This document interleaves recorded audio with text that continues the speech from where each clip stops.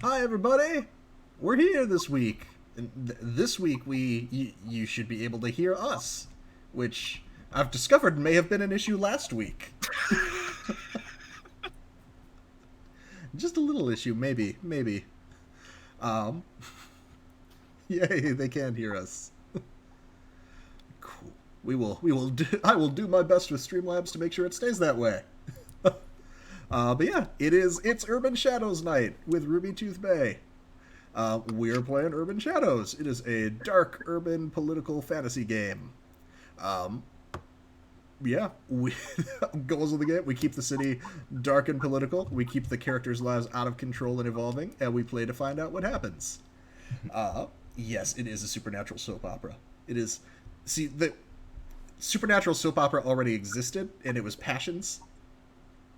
And I really hope someone knows what I'm talking about here. Yes. Oh, I do. Okay, can I tell like a very quick, Please. like little side story? Please. Of Here's our intro. Anything for Passions. So, I did not understand anything about Passions until I was a sophomore in college, and I was feeling poorly one afternoon, and so I was kind of like lounging in like the common area with a couple of people on my floor, and Passions came on.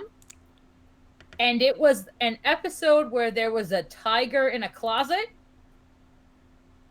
or a lion in a closet, and it was basically just like a broom handle with like a furry glove on the end and then like fur, and it was just going like an automaton at like a 1930s carnival, but like not a good 1930s carnival. So it was the only episode I have ever seen of the show. It's the only context. I have no idea anything about this, but my friend and I who were watching it to this day will send each other gifts of that. It's brought so much joy to my life. Perfect. It's just everything. Yes. So, and for Urban Shadows, imagine Passions meets The Wire, and that's kind of what the game is. That's pretty good, accurate. That's pretty damn accurate. That's why I'm here. That's why I'm doing this. Though that level of comparison is why you all keep me here. I need to stop talking now. That would be nice. Someone else talk. Why? Someone like Zan. Why? Zan, go ahead. Or Why someone does like Zan have to Leland. talk? Why does Leland Zan have talk. to talk? Oh, hey, what's up, everybody? We're playing Urban Shadows. It is a super... What did you say? What? I'm just going to go ahead. Not me. Not it. No, you tell us about your character. Tell us about yourself and your character. Oh, okay, I thought you wanted me to be the MC now. No, you're good. You can't. Just do your thing. Do your thing. All right, cool. I am Leland House, and I have been enjoying my day, and here I am enjoying it even further by playing this awesome game with all of my awesome friends. And my character is I forget his name. My character's name is Vesuvius Nero, which was not his birth name. I don't know if you could have guessed that. But he is a high priest of the Church of Satan, and also a tainted playbook, which is a person who gains power from some sort of demonic entity. And I just so happen to have signed a deal with the one of the lords of hell, the Lord of Sloth, Belphegor. And I assassinate his enemies and collect souls for him. So, just like some real basic work, that you do for people. I'm basically like an administrative assistant, but for soul collecting and for assassinations. Yeah, and I owe like 20-something debts, and debts are like currency in this game. So basically, I'm in like a bunch of negative currencies. And my demon form's real cool and stuff, and big, and made out of fire. All right, cool. I'm muted now. No, you're not. Yes. Let's hear about Olive next. Historian, would you like to tell us about Olive? Alrighty, Olive is an oracle. She specializes in collecting all manner of sundries. And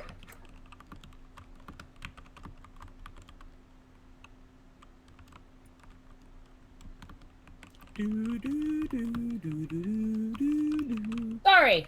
My apologies, dear audience. So, Olive is an oracle. She is the collector of various sundries and antiquities, some of mundane and some of not so mundane origin and properties.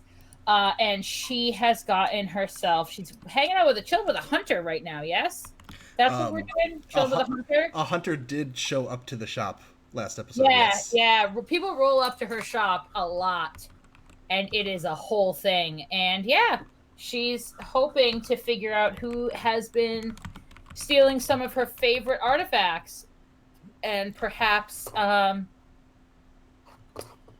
cash in some debts that she's got on some folks. So yeah. Yes, cash in. I don't know that any of you have cashed in debts on each other, and we are 6 episodes in. You need to spend some of these damn debts. Shut up, we are not. Yes. I'm about to spend some. That's my whole goal for this is our 6th episode. Is to get rid of some of the ones I have. I remember, Patrick, when we started, you were like, maybe 8 episodes, and we're all like... Mm-hmm. This, from our original schedule, this would have been the finale. Oh, that's cute. What a wistful thinking. I love that for us. No. Awesome. But yeah, that's all. I have now remembered the fucking custom commands that I made for chat and was spelling wrong, so people's links are getting properly posted now. I thought you were speaking German. I was like, ish? Ish? No. Ish? What is he saying? Ish what? Finish your sentence. Zan, tell us about yourself and your impy boy. Most certainly, yeah. So hey everybody, I'm Zan. You can find me most places in Zanity TTRPG or in Zanity Gaming. I'm here. I'm on the Black Feather Guild. I'm on Polished Cryptid's channel. I'm on my own channel doing all kinds of cool stuff. Yeah, follow and check me out. I'm doing a lot of wild stuff here and there most of the time, and I am playing by wild I mean mostly a lot of Blitzball. A lot of Blitzball and not a whole lot of anything else, but real soon we're doing some fun stuff. Yeah, and I am playing a fairly new character. I only brought in last session after my previous character was turned into dust on the Knuckles of Knuckles. Her name well, I Gloves. actually Gloves was turned into Knuckles. Knuckles would be a preposterous on... name for an NPC. Mm-hmm. You gotta be echidnaing me. That was good. Fuck you. I'm playing Eugenēs, who's an imp playbook, which is kind of thriving on the corruption and the scheming and the kind of contracts. Eugenēs at the moment has his hands on things like an aquarium in a mall parking lot that is having some weird stuff go down, and a towing truck company, and a few other holdings here and there. You might know him from his company Gray Holdings. Yeah, he's gonna be a bastard. And Pat, do you have a way to start with all of us together?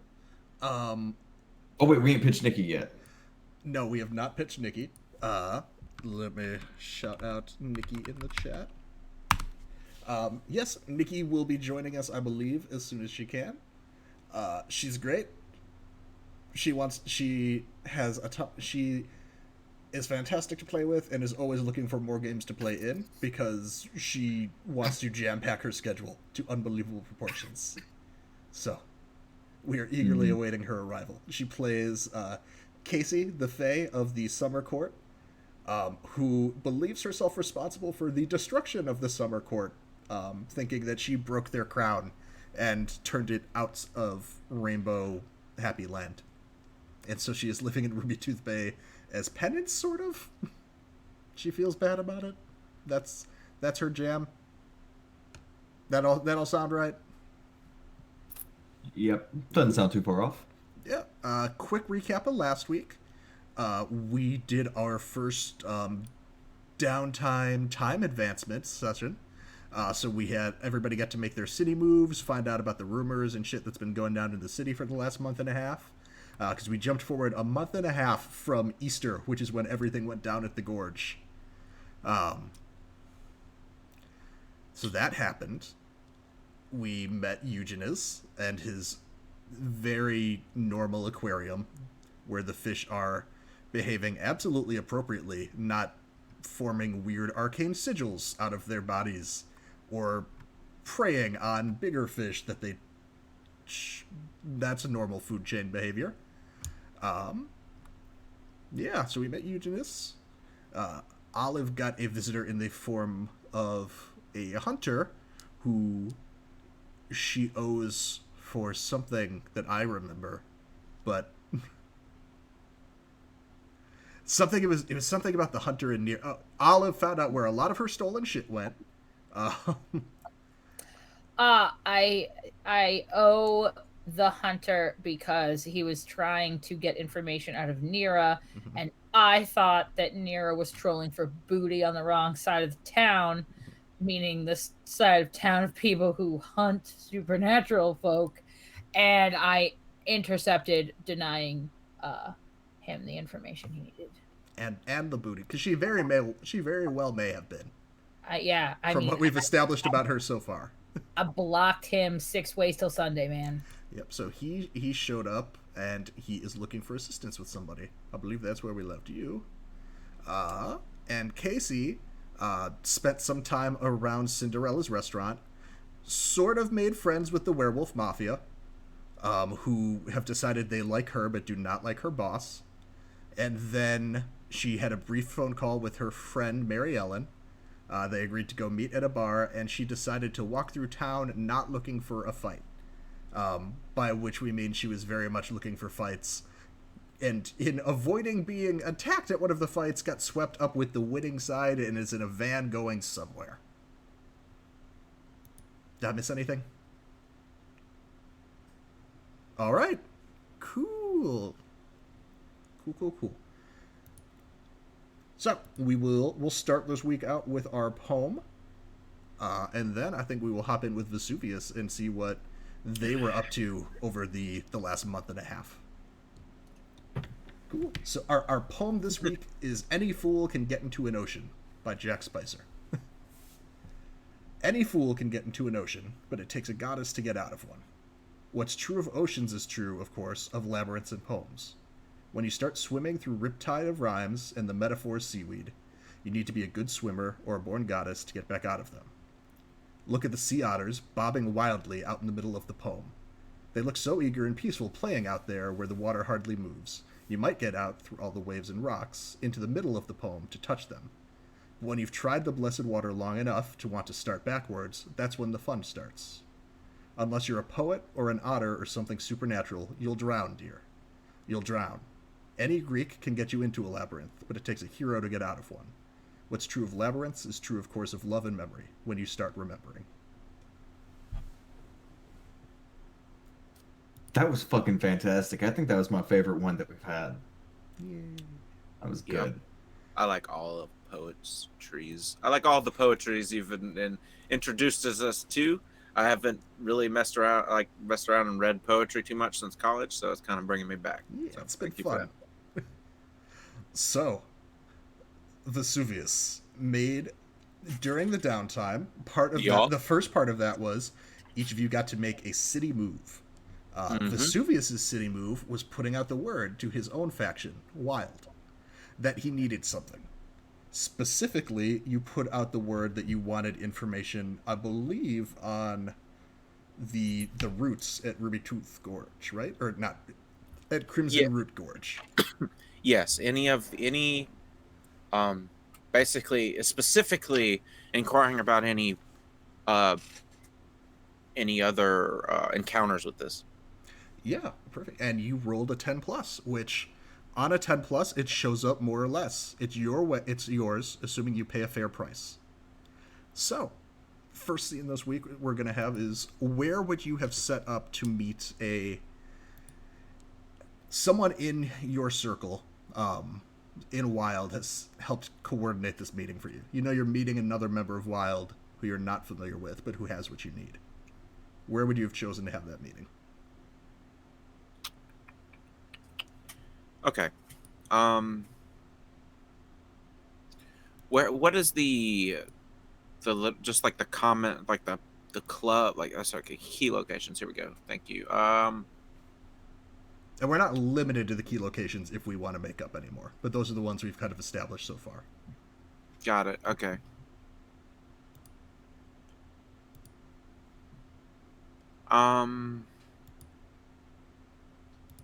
Having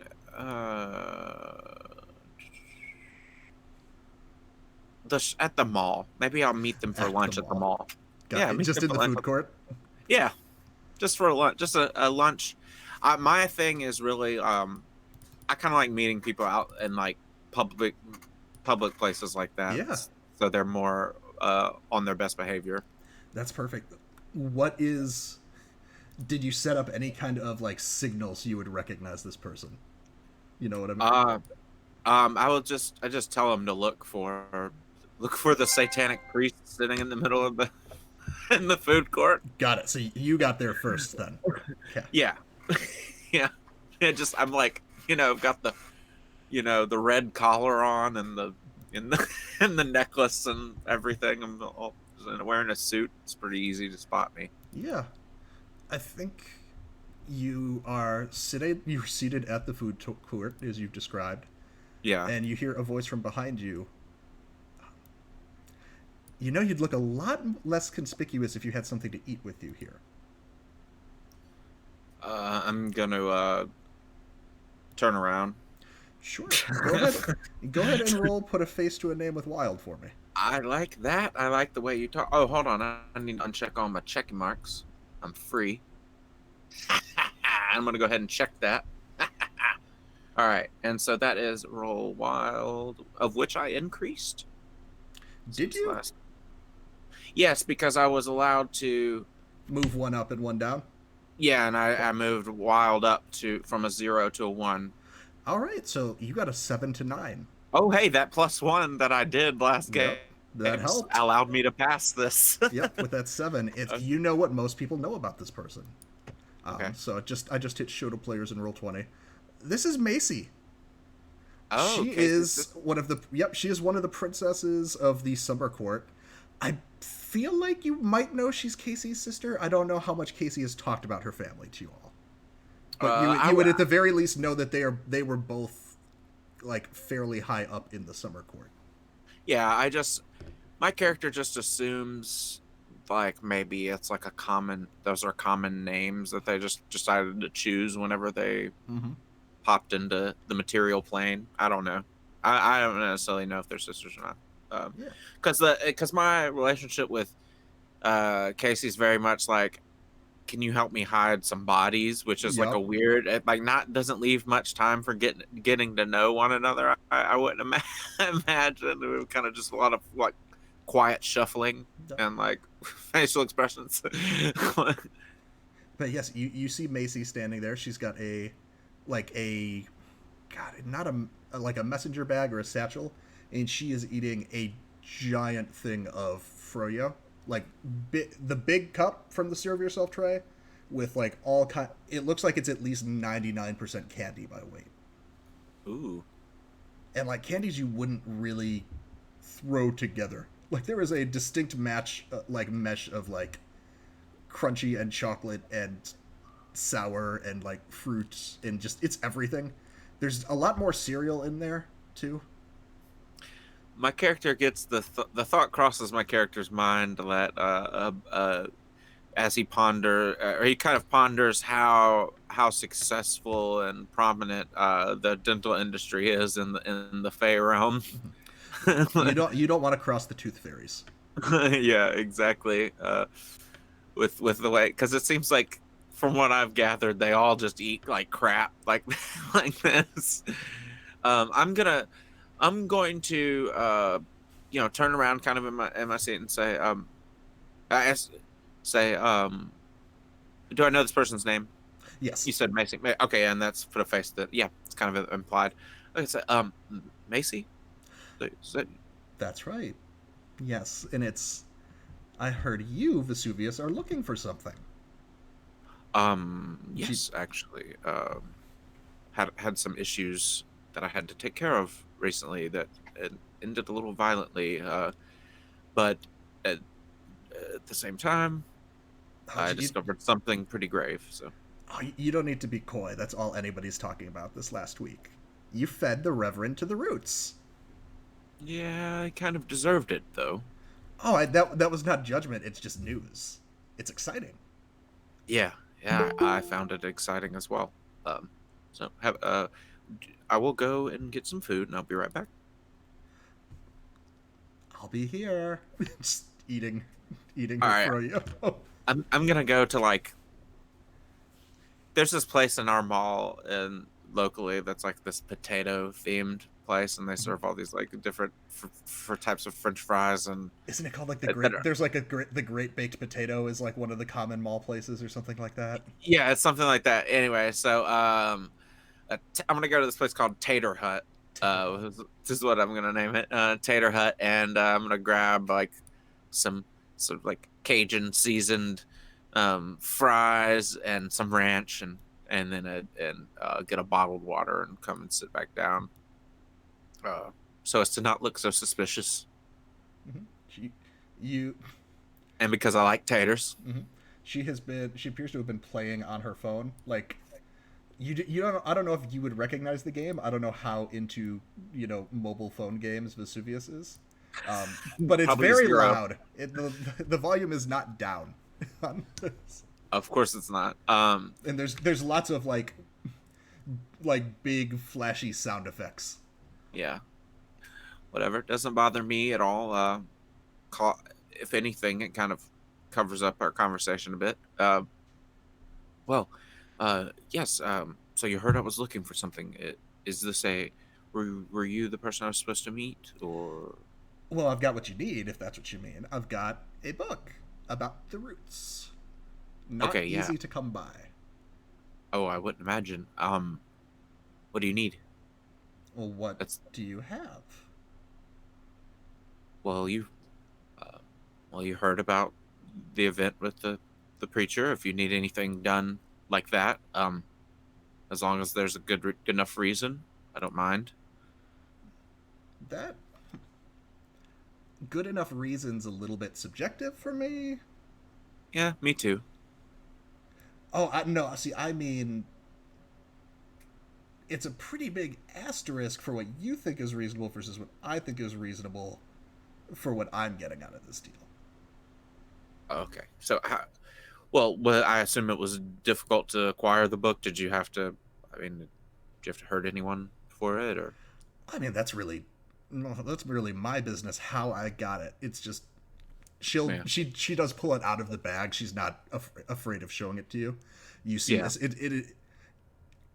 The book is bound in this very old looking leather, but the pages itself in between look like pristine. It's made of people. I'm just kidding. That'd be cool though, but like not really that cool. It'd be weird. You know what I mean, right? Right, everyone. Weird. Anyway, so yes, Vesuvius is. Can I? So You mind if can I look at it at least? Open it up a little bit. sure. I mean, it's not a library, but a little bit, because part of the deal is this does need to make its way back to me when you're done with it. Oh yes, okay, got it. I will check it out. Check it back in. I just need to read. I just need to. No time read it. limit. You've got renewals available, but it is, like I said, there's not. The roots are ancient, even by our people's standards. Well, that's going to prove very difficult. I personally, I just want to be in the know about what's at risk here in this town, if anything. So I just really just trying to gain more information. I don't necessarily know if I'm powerful enough to put a stop to some sort of entity like this, and but I, would at least like to know all I can about it. Yeah, I mean, don't let me don't let me limit your dreams. Shoot for the stars and all that. But yeah, the roots they've been around a while. So some you might have more use dealing with whoever's planning on using them. But Okay. this book has probably the best summary you're going to find of the roots within the last several millennia. Okay. Well, that's exactly what I need. Again, I'm not really here to barter or I mean, you are. haggle. Well, I'm not. I don't necessarily think I'm here to haggle. You just tell me what you need, and I'll get it done. Sure. So you offered violence. So I'm just saying. I'm just letting you know what I'm best at. Oh no, I understand. I just want to put some pins in that, some specifics. Yeah. It's you. You've dealt with plenty of contracts, I'm sure, in your line of work and with who you serve. Yep. They're very big on contracts. The Fae, we're not so much. Promises have a special sort of reverence for us as well. So it's typically in people's best interest to be as specific about their promises as possible. Of course. So, forgive me, I don't hobnob with assassins that much. One death, is that worth this book? I mean, if it's worth it to you, it is. That's no problem for me whatsoever. Oh, am I underselling things? Would you have given me three murders if I had asked? One is fine. Well, all right. And I'd like to put on the stipulation. I don't know who I need murdered just yet, but I could call you, correct? Yes. As needed. So, perfect. Don't worry, it will be during your lifetime. Got it. But I may sit on it for a bit. Timescales get a little bit different. But perfect. I am perfectly happy with that deal. One murder on call, and the book is yours. And she offers a handout to shake. Yes, of course. I'm going to hold my hand out and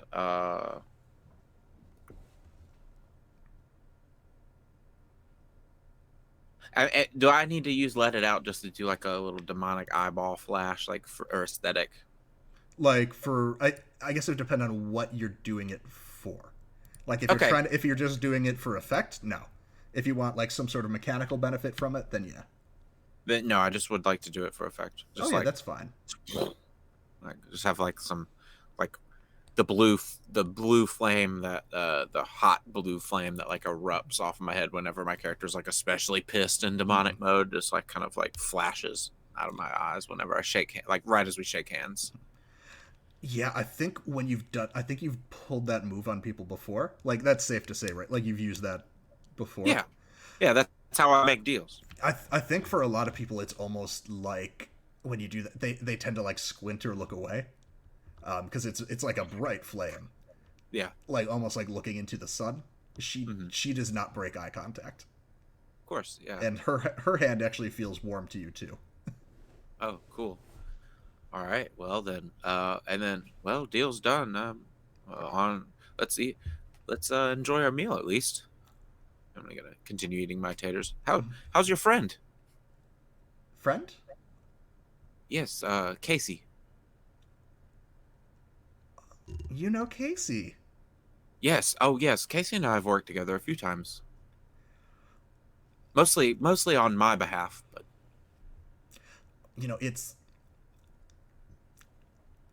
we are very close, but we haven't been in that much contact recently. Her decision. She's laying a little bit low.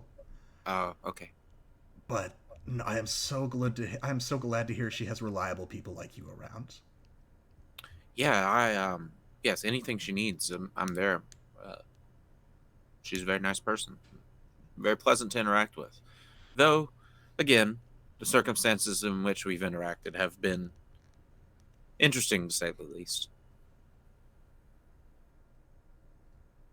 Aside from Don't the feel. casual. Oh no, yeah. I mean, this is just my appetizer. Please don't feel like you have to say the least. Please go on. Oh no, I don't want to divulge any business I have with your friend and without their consent, of course. Of course, it's good. It's good to know you value discretion so much. Well, to a degree. What I degree don't is feel that? I don't feel like I have too much to worry about with if I feel like someone is attempting to do me harm, uh, I have no problem just telling them what they want to hear because I know for a fact I will end their existence as soon as I'm free from whatever restraints they may have on me or from whatever situation they may have put me in. Uh, that's where me and discretion don't exactly work well together. But as far as promises and um, deals that I've made, discretion is utmost importance. I understand. So you. It sounds like you have yet to meet a problem you've not been able to stab your way out of. Yes, stab, burn, destroy, utterly eviscerate. Yes. Perfect. Well, it's. I don't want to hold you up here. Tater? Sure, she will. She will take her spoon, her froyo spoon, take a piece of the tater with as many toppings as there are on there. I don't know how you. I don't know how loaded this potato is. Um, she will It's then. She'll then shove some of the candy from her froyo onto it and take a big bite. I'm I'm taken aback, but then I realize there is some benefit to sweet and spicy, and it's like Cajun seasoned candy. I've had it before. It's a novelty, but whatever. All right, you definitely know what you like then. Yeah, I do. I know. I know what I want, and I know what I'm willing to do to get it. I If feel you, if there's, I go sorry, ahead. Sorry, no, you please. I was going to say I feel the exact same way. Perfect. Well, I think this has gone splendidly. It's always so nice meeting new people in this town who are willing to, gosh, just have such straightforward exchanges of goods and information. If you need, if there's anything else I can help you with in the future, you know how to reach me now. Oh, of course. Um, we will. I don't imagine this will take me longer than a couple of weeks, so to read through this. Perfect. I I'm imagine it's a hefty tome, right? Yeah. Okay. Yes, it's. I believe a significant chunk of it has been translated enough into English, or at least, most of the languages at this point should be readable. Should be readable by mortals.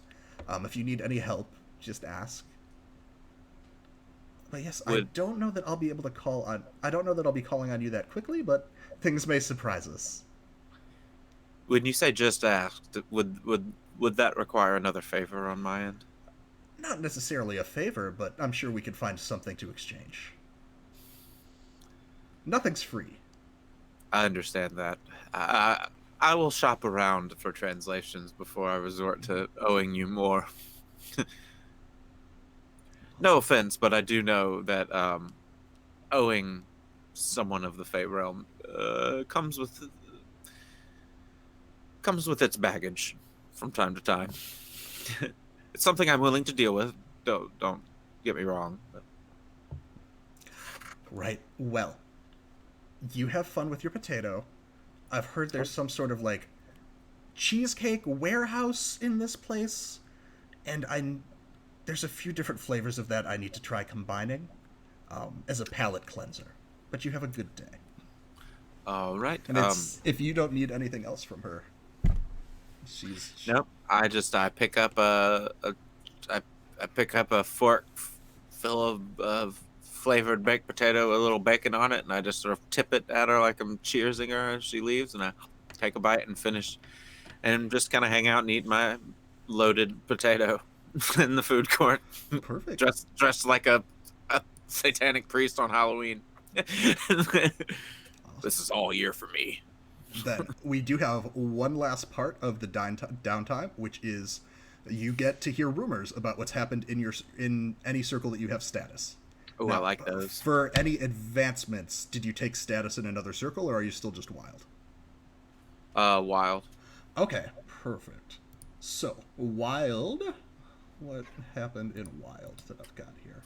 I grabbed a move. You did? I grabbed the... Tell me about it. I grabbed the move Invocation, which lets me basically teleport to someone that I can cash in a debt with someone to appear in their presence, and they may cash in debts to appear to me or have me appear as well. That is good for the whole group to know. Vesuvius can now teleport to anybody. It can spend a debt he has on someone to come to them directly. You all can also summon Vesuvius directly to you by spending a debt. Yep. But yes, popping over to what happened with factions during that turn. So, what you heard, or the big news going around Wild, is about a Spring Fae named Briar, who got stolen, or got kidnapped or something. There was a struggle. Nobody could find Briar, but they saw that. But it was very clear some shit went down and he got grabbed. Okay. So it's still a bit of mystery, the group that took him. You have the option here with this to get more information. And there's a list of 3 things. You can do none of them, or you can do up to 2 of them. You can offer up debts to ask a follow-up question about this rumor. So you can offer a debt to somebody and they would have extra information for you. You can cash in debts to secure useful gear or resources. Or you can mark corruption to expose a vulnerability in an enemy's defenses. All right, I'm gonna mark corruption. Yes. That's the only one I'm gonna do. Okay, cool. Don't want to get any more debts or spend any of your debts? No. Okay. Now, and could you could you paste the rumor somewhere for me to look over and have fresh somewhere? Okay. I will get that posted in our Discord and everything later. All right, awesome. Thank you very much. Yeah. And Zen, you may have to remind me, did you also choose this option last week? Did you choose the corruption for a defense, or did you take a debt for more info? I took a corruption, 100%. Okay. And I think the weakness that we found was identification of who it was, because they're a secretive group, right? Yes. And then you went from there and then got a debt to get more information. Yes. So the weakness that you get, the vulnerability that's exposed, is you discover who the group is that kidnapped them, that grabbed Briar, at least at the either looking at pictures of the crime scene or visiting there yourself. You notice a symbol that looks mystical in origin, like it's like engraved in wherever it is, and it's 2 wavy horizontal blue lines, which you tell me how you would know, but this is the mark of an organization called the Court of Tides from Arcadia. It's a Fae court, an archaic, not well known court, like not one of the main ones. Is it possible for Belphegor to have done a favor for them and made me do it, basically? Maybe. So they do not get that. It gets a little bit into more information on them. Like what wound up happening last week was Zan's character got this same information, and then he decided to offer up a debt to ask a follow-up question on it. So Belphegor might know more about them. I think you probably wouldn't have encountered them directly yourself, though, but you might have seen the symbol like going through notes or old jobs of his. Like if he's got like some book of like bullshit heraldry for like very random Fae courts and demon lords and that kind of shit that like you had to learn about for like interacting with different clients. That might be where you recognize the symbol from. That sounds good to me. Yeah. And with that information now, if you'd like, you can still choose one of the other things, or you could still choose to not do them. I guess what was the Oa debt option? So you can spend one of your debts to secure useful gear or resource involving this rumor, or you can offer someone a debt in order to ask a follow-up question about the rumor or secret. Okay, I can't really think of a follow-up question that would be worth using as. I'll do the resource one. I can. Ooh. So how? What? All right. So I say I spend one of my debts owed. So it's a debt that, yes, you cash in a debt that you have over somebody for a useful resource or gear. Okay, so Who do you got debts on, bud? I owe multiple debts to Don, but Don's dead, so I don't know. Those are still there. Maybe he bequeathed something to you. Yeah. Okay, so I can cash in a debt. If Zan is okay with that, I could say he bequeathed something to you. Maybe I cash in a debt on Don about where I killed his friend that one time. Oops. That's not that big of a deal anymore. Don owed you a debt for you killing his friend? Or you owed Don a debt? I owed Don a debt. I owed Don a debt for killing his friend. You are not cashing in debts that you owe to people. You're cashing in debts that people owe you. Okay. All right. Never mind then. I thought I was just getting rid of one. I was really excited. No, this is essentially you're using a debt that somebody owes you to get something useful from them. Not people are giving you a present and forgiving debts on you like it's some sort of holiday. I thought it was a holiday. No. It was my birthday. All right. So how about Olive then? I owe Olive a debt. You owe Olive a debt, or Olive owes you a debt?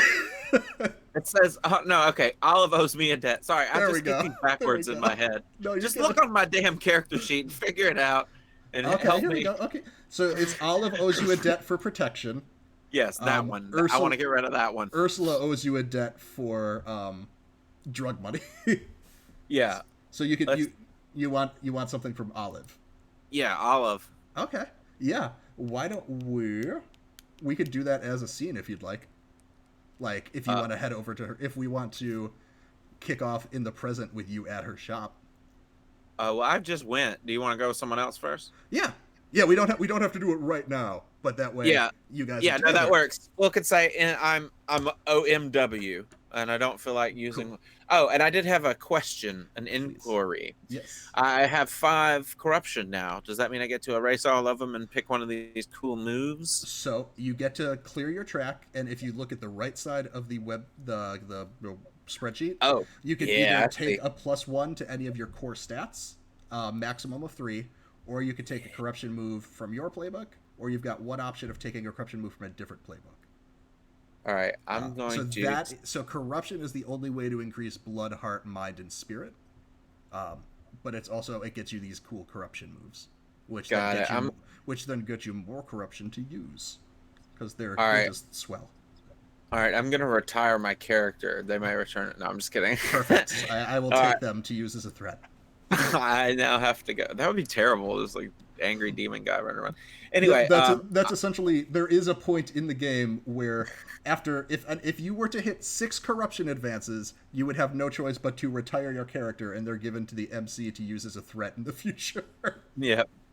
All right, so I'm going to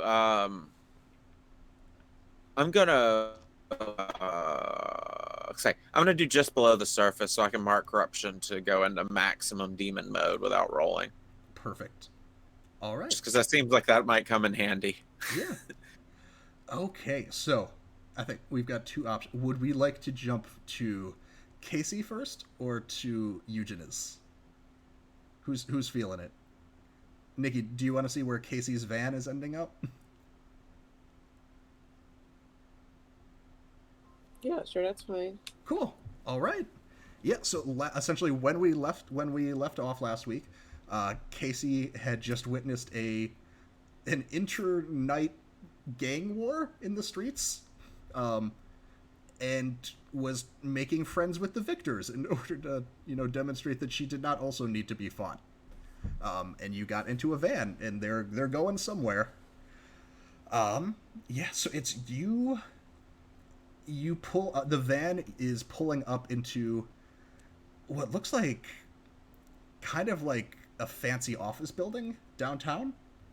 I think if you're trying to be aware of your surroundings, you'd notice like some phrase like pharmaceutical or something on the side. and you all pull into an underground garage. And everybody's just very, very excited about how good their gang did in the gang fight. It's very much like a post-sporting event when you're with like the winning team's fans. Okay, so just celebrate with them. Yeah. Gosh. Yeah, I think there's, instead of naming all of these like night thugs, we'll just name one as like your point person for the group, if that's cool. Yeah. Yes. Who would you prefer to be hanging out more personally with a vampire or a werewolf from this crew? Werewolf. Wolf? Okay. Then let's say...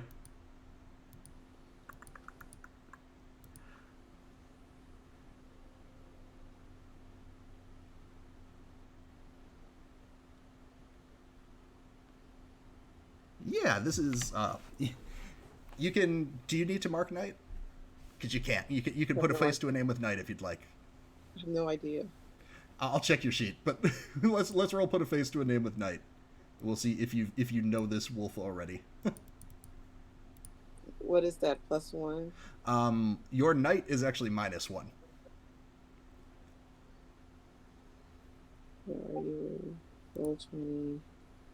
Where did you go? Or if you don't want to roll, you can also just declare that you don't know them.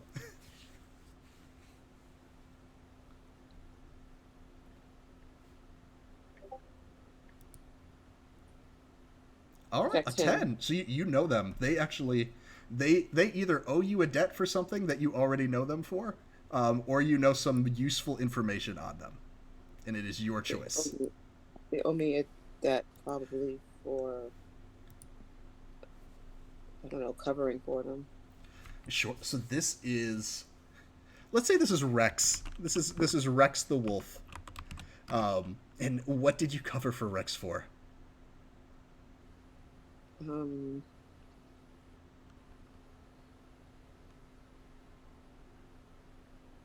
Like some kind of crime, running, saying that she didn't see them,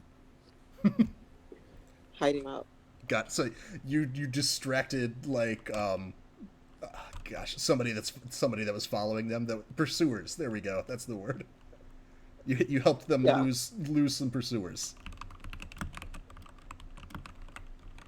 Yeah, I think he comes. I think seeing you get into the van, it's just like, oh shit, Kasey! I didn't know you were here.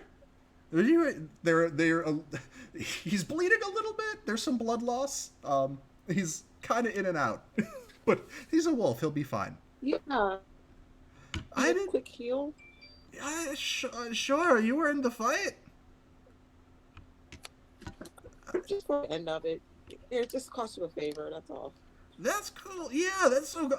That went so well, right? Like, did you see? It was. Yeah. What was your? Great. What was your favorite part? Did I just walk in at the end, or what happened? You just walked in at the end. I saw you right before you got hurt. But you did pretty good before then, Rex. Don't forget, because I just remembered, Kasey does mark corruption whenever she lies. Which I think, at least, that'll be your first marked corruption. I don't see any more on here for you. Oh, thank you. I thought I did really well, and then that like Fang came out of nowhere, and like I didn't even see him, but like I felt it. Can I get you like a drink or something? We're still getting like set up in this place, but we do have a mini fridge. Oh yeah, sure. This gang fight is like quickly devolving into like a college dorm room type after party, it appears. So like yeah, like are you like with the gang? Are you like helping us? No, I'm just here. Okay, cool. Can I get you a drink? Yeah, and I'll just hang out for a little while. Yeah, he will go over to the mini fridge. What is the shittiest drink that he could get from this mini fridge that Kasey would not want? Probably like warm beer. Okay. Okay. Warm Bud Light. Okay. It's cold Bud Light at least. It's not the worst thing he could have offered you. Okay. We're kind of like just moving into the place. We still got there's still like a bit of blood that we need to clean off like some of the lab equipment. I don't really know how to work it, so it's fine. Yeah, you need more sparkles and rainbows. Well, they kind of didn't. They said that we were gonna like ruin some of the equipment, so boss kind of likes us hanging out more down here in like the basement now. But yeah, sparkles. Is that for science? No, just because I want to see them. Oh, I don't know how to make those.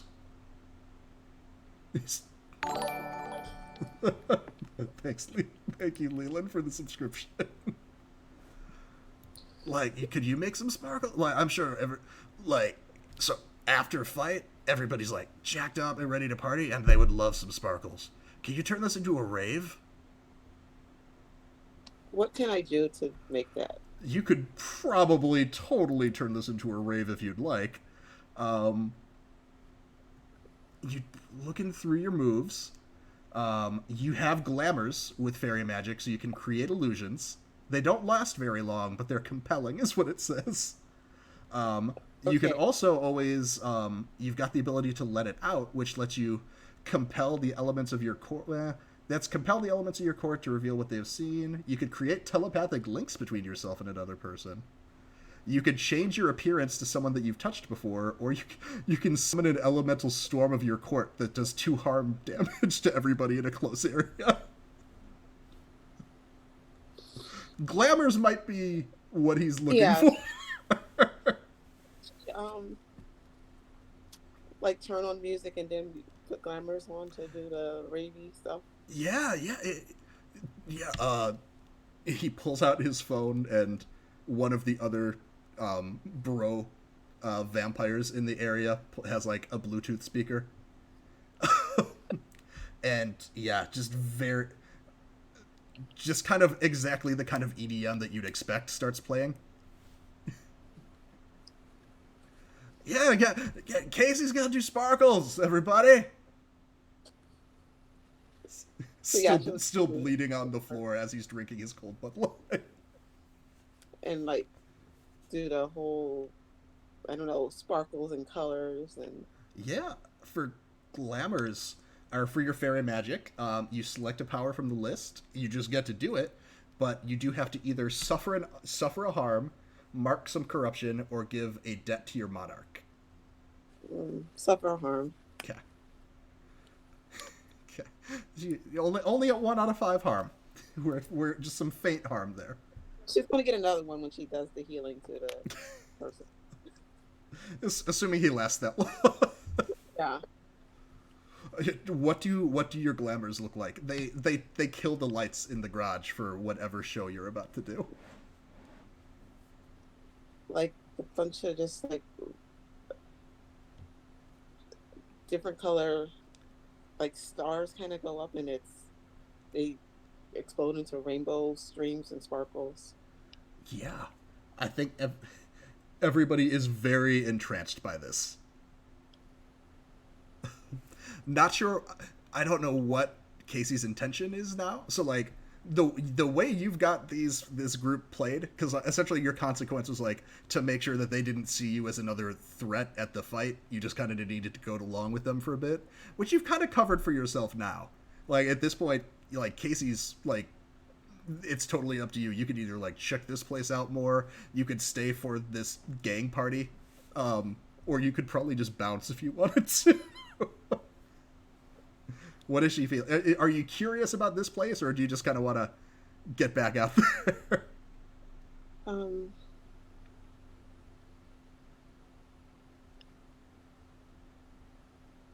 She is going to get out, kind of sneak out. Okay, yeah. I'd say so.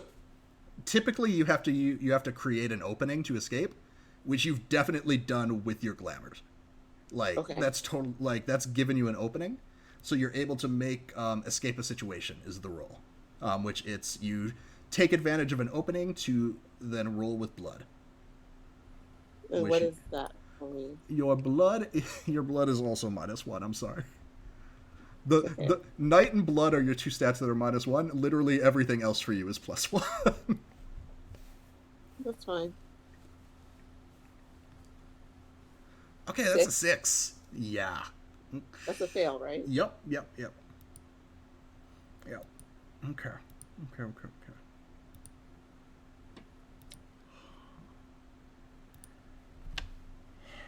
Yeah.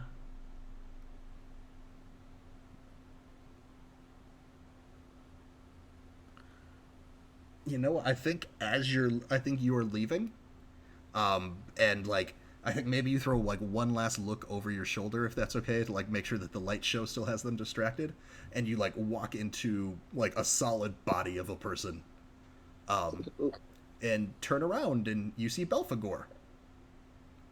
And Oh, hey, Bill. yes, it's Billy Gore. Billy Core. He loves that nickname. Yeah. Keep it up. I think if it's cool, I think let's come back to that in a little bit with Billy Gore. Let's jump to Eugenēs. Would you like to go next, or should we go to Olive next? Yeah, no. Or would you just I like to think- would you just like to show up in somebody's scene? Because we could do that too. I have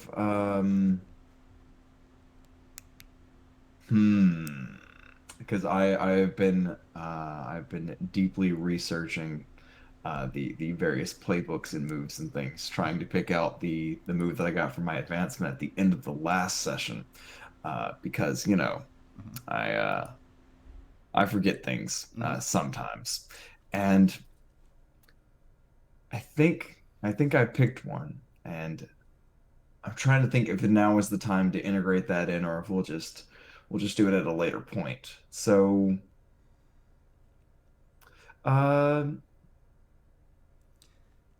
Well, if you need like 2 minutes to think about it, you could also make your business as usual move because it's the start of a session. heck yeah, let's make that business as usual. So go ahead and roll mind, and we'll find out if any of your little impy schemes get any progress, or if shit goes little- worse there. Little impy schemes. That's It's a 6. So you don't have any mind to add, right? So Or that is do an you? 8. There I you totally go. do. On a hit, your usual operations provide an opportunity to advance one of your schemes or generate a new scheme. So you can make a second scheme, or you can tell me how that first scheme has been moving along. Well, funny story. New scheme. I think something has just recently popped up. Yeah, tell me about it.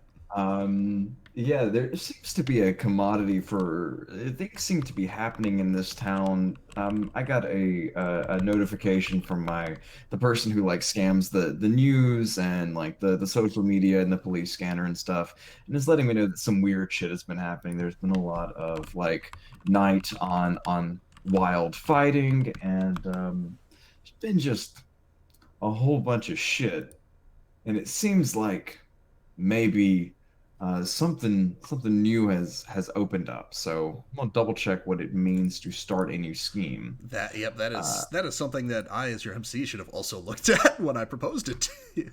I think you name a circle, and I give you some other shit. Yeah, that is probably it. I don't think it's going to be terribly easy to do that on the character sheet, on the sheets that we're using, though. I can read it to you, and you can do the thing. So it's when you generate a scheme, you choose and mark a primary circle. So you get to mark any circle that you want for this, and this will be who the scheme centers around. Mm-hmm. And then you tell me which of your services it involves and what two complications are going on with it. So as an example, for your first one, you picked Mortalis. You picked that it was you're operating a gathering place service, and the complications with the scheme were that it required you to wait for a predetermined time or event, and it attracted the attention of dangerous opposition. Oh, So I've that was that 100% got it. yeah. So your first scheme is that you are going to be hosting a gathering for the budding union from Stakeout, which is the gig economy hunter based app, and it attracted the bad attention of the current owners of Stakeout who do not want a union. So that was your So first scheme. I think so. Advancing it. So if I get to advance, then that just means that I You click mark one of it. the check boxes. Yep. Fantastic. So I think this is going to advance in a very particular way because this is going to kind of go over the uh, the move that I was going to take. So I'm going to have to think about that one a little bit more. But I think I'm going to take a payout in um. What are Fiendish I don't think underlings? you do not get a payout yet. You have to So then what? you complete a scheme to get payouts. Okay, so what is it that I have done? It advances You can or either essentially there's development in this current scheme, like so oh shit okay. is going well for you. It's not necessarily over. Okay, I see the boons now. Okay, I all right. That makes more sense. Wonderful. I am going to in that case I'm gonna take a hmm, I'm gonna take a debt on So you also uh don't get boons yet. Again, those are for oh, when you. I thought that was the oh, man. So you get all Well, of that cool shit when a scheme is done. The scheme okay. you can that first scheme that you've got can be moving along right now. Like we can say Mhm. like some new shit has happened with it. Like maybe the date has gotten moved up since that was one of your complications and it's happening earlier. So Okay. essentially like one complication's gone. Or you can make a whole new scheme and be juggling two things. Okay. Okay. Then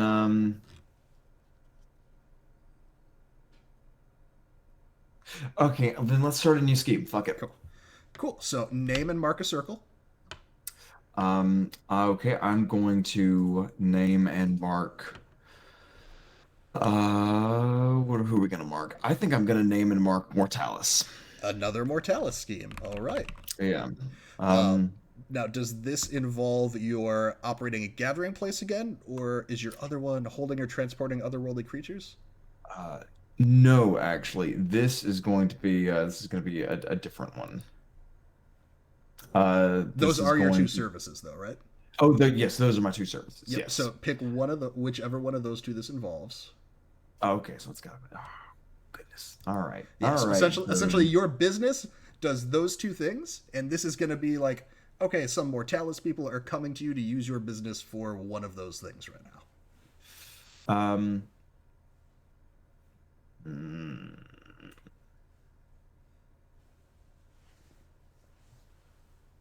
Then you know what? Let's just expedite it. Let's do the let's get rid of the complication of I or let's reduce the complication of I need to wait for predetermined time Okay, for so that. we will advance your first scheme, and I Yeah. think like we said, I think a good convenient way to advance it is, the union organizers for Stakeout have gotten word that their boss is on to them trying to form this union and have contacted you to try and move up the date. They would like to hold it Fantastic. like tonight. Fantastic. So, in that case, then that makes this even better, all the more perfect. Um, so I took the level up or the advancement of what is that name gonna be? Who could The it be? advancement is not the wizard, not the wolf. Maybe no, that's not it. The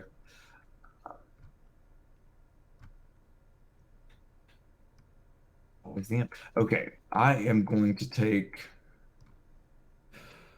prepared for anything. I think that recently someone gave me a hot tip about a storage unit that was going up for sale. Or a like a company that owned a group of storage units. The entirety of the company was going up for sale, and I had a hot tip about some stuff that was inside some of the units. Oh wow.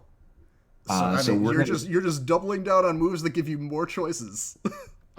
yeah. So it's prepared for anything is a hunter's move that in taking you get to essentially get 2 custom weapons, which is what On top of a well-stocked armory yes. of just a normal, a normal milieu of death and destruction. Yes, it's you can take some time to look over those, but if you look at the next page on the hunter sheet there, you will get to make 2 custom weapons. You choose a base from their list of bases, and each one gets 2 add-ons. Yes, I'm very excited. So I don't think that I know what those are yet. I think that I just got a quick heads up. And Sure. yeah, I think that this just the fates lined up. There was the perfect meaning of coincidences, and now we can go to this meeting fucking armed, because sometimes you need to. And I mean, there was a good chance that literally everyone else at that meeting was going to be armed already, so it's probably best that you come prepared. Yeah, I think so. So yeah, we're gonna, I think, head over there. Okay, so you're gonna go set up your establishment, essentially, for this meeting. I am going to. Yeah, we're going to. I think I've got Wick and maybe a few other folks, going around and putting away stuff, and there is a. It looks like it's going to be a ska performance tonight, because there is a whole bunch of acoustic and the big wooden basses and stuff. We got a whole bunch of vibe and stuff, and conveniently all of the cases are still on the stage. Yeah, okay. So it's you are the Hunter Union organization is going to be taking place at Jean Shalapool, it sounds like. It is, yes. You're heading that way to get prepared? Okay. To get prepped for that, before we dive into that bullshit, because that'll be a whole thing, I think at that point we should jump over to Olive, who is currently meeting with the CEO of that corporation. Can I throw in one last thing? Sure can. Fantastic. So in preparation for this big event, because there's going to be, we need crowd, we need bodies here to keep things civil. As I arm the place. I think I'm going to put out media, put out the word that Jean Shalapool is having some kind of event tonight or some kind of sale tonight, targeted at certain key demographics. So if any of our other players were on Google or something, they might see tonight only Satanic Panic, spoof comedy theater at Jean Shalapool. Tonight only dissertation talks from renowned wizard, yada yada. Tonight's Jean's.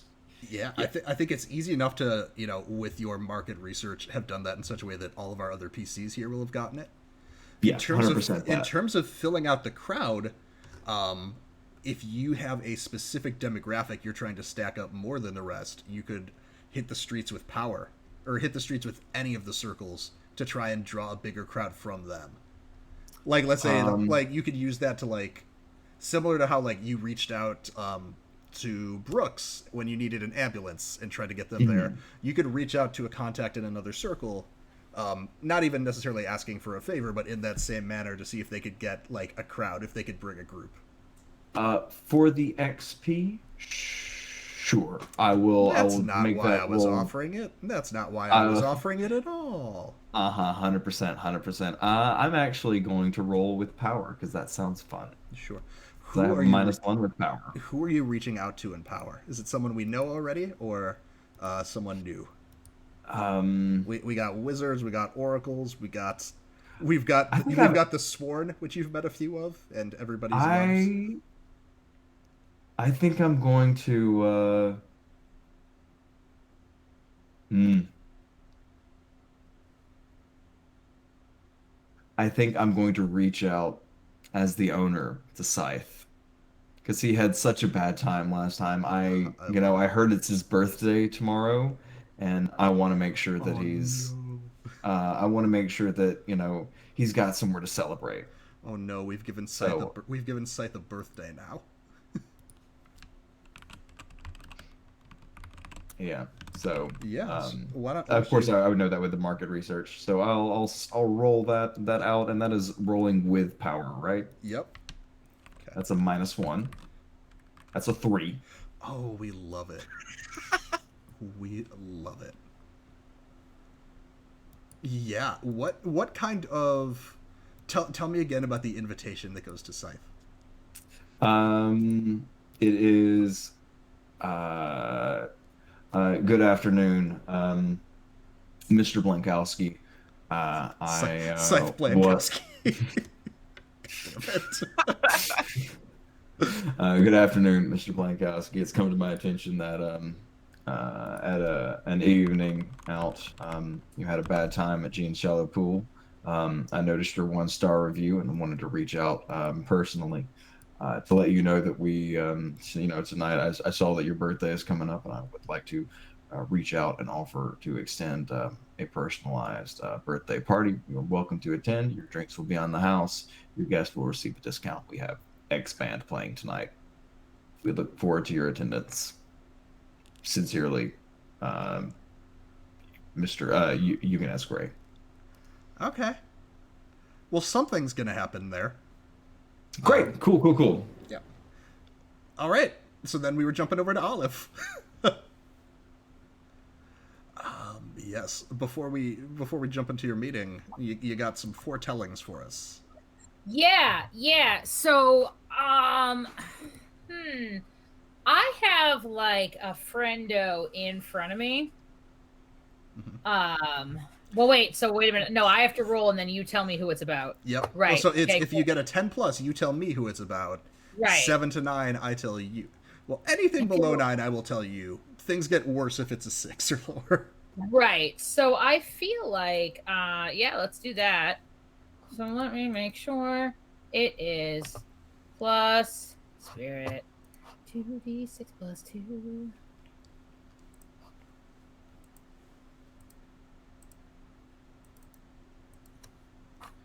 That's an 11. You get to tell me. On a 10+, you choose the character the vision concerns. And again, your options for what the vision is about: a dangerous threat closing in on that person, an ally plotting that person's betrayal, or a tragedy that lurks in the shadows for that person. Okay, so the ally is not an ally of mine, an ally of that person. An ally is plotting a betrayal. The MC will tell you when the hammer will fall. So yes, somebody would be betraying whoever you have the vision about. So I am debating doing it about a hunter friend who's in front of me right now, or doing it about Bruin because of the sewer situation. I feel like I'm about to do a reading for hunter friend, so it's kind of like I don't know what else I'm really gonna get. Mm-hmm. Well, I mean, there is the nice bit of it is that you've got 3 specific questions that you already know you're going to get an answer to, whereas you don't know how the reading will go. Right. But also Bruin. Right.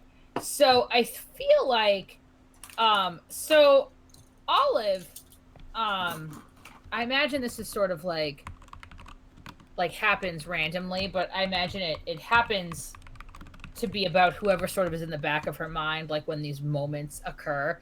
And I think that like ever since she saw that sewer situation when they were at the gorge with that husk vampire thing going after Bruin, I think she's been really concerned because he's got like a little bit of a hero complex, like this idea of like being aware, like bless his heart, but it's almost like he's like we are all the NPCs in his internal chosen one narrative, and he doesn't like, he gets that there are people who can do like things he can't, like he comes to Olive for readings and he has met Vesuvius and he saw Dawn get punched into the dust, but there's still this piece of him that's like, but no, I'm the protagonist. I've I'll got be gumption, fine. damn it. Yeah, this plot armor I picked up is gonna be real helpful to me. So I feel like she's like really kind of worried because like he also is like take a step back. She also, I think, has been very careful as to what she reveals to him about like the actual depth of her abilities. Like, so I think it would definitely be something I would be wondering about Bruin and what's happening in the background in the shadows with him. Got it. So you want to know about an ally that is plotting Bruin's betrayal. Well, I guess like what I think it would actually yeah. Or we could do more dangerous threats. You can't have too many dangerous threats. Well, because I really like no, because like player Jennifer is trying to ask a specific question, and that's not the point of the move. So like player Jennifer needs to stop. Again, so I'll tell you why a threat's stalking them, when an ally is going to betray them, or how they can avoid a tragedy. I want to actually go to how they can avoid a tragedy. Sure. Because I think it makes narrative sense that she thinks that something awful is going to happen to him. So I think it makes narrative sense that her power would sort of converge on that.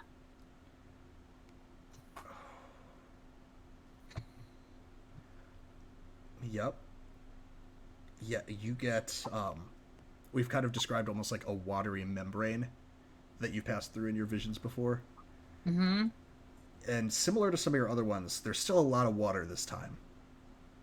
You're seeing a sunken ship.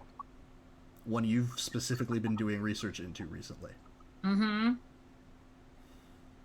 You see Bruin, and you see a bunch of... his is the only face that's coming through clearly. You're getting, like, bodies with blurred faces, but, like, still emotions coming off of them. Like, it's I mean, you're already using a sixth sense, so you're not quite sure. You don't know the exact mechanism for how it comes through, but you know that Bruin is pulling these people out of the ship. There's a bunch of, like, scared, terrified people that he's helping. And you know that it's not just that you're watching this now. It zooms in, and you know that you are going to be there for this. As the ship just starts falling apart and falls in on top of him as he's trying to take these people out. So essentially him getting caught in this collapsing ship with people he's trying to rescue. And Olive. Yeah. You are in such a position that you would not automatically be caved in or like collapsed in at that moment. You would have a decision to make at the time. Mm-hmm. About what to do. What do? I don't see anything about the specific location. So it's the ship that I've been researching. Yes. Do I see anything about the bottomography? I don't know.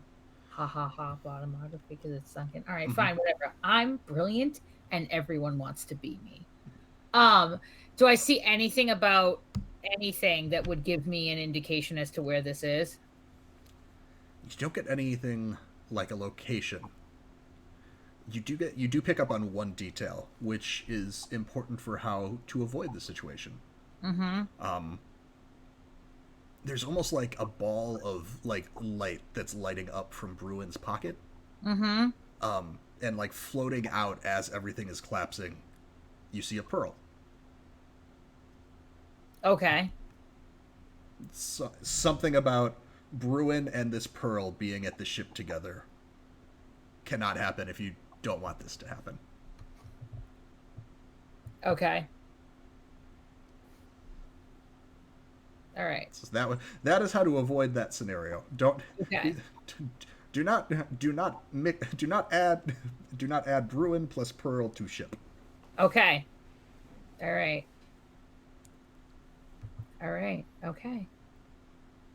Yeah. Yikes. And we are back at your store, with Mr. Presley, the hunter and CEO of Stakeout, the gig-based hunting app. Okay. So I feel like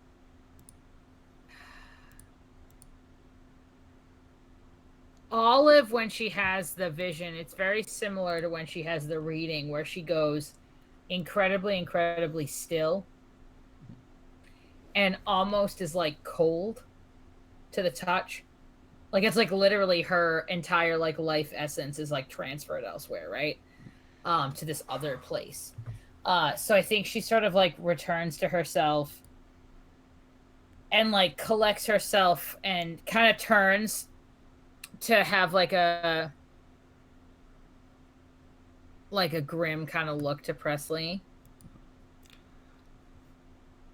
Which, I'm sorry, I just realized I threw another press something name at you between Preston and Presley. It's fine. So, sorry about that. It's fine.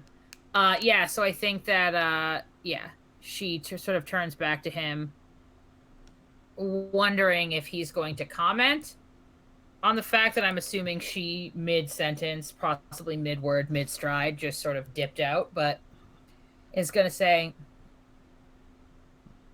she's going to gesture him, like, ahead of her and go lock the door and pull pull a curtain or whatever over whatever window there is and walk down to the reading room with him.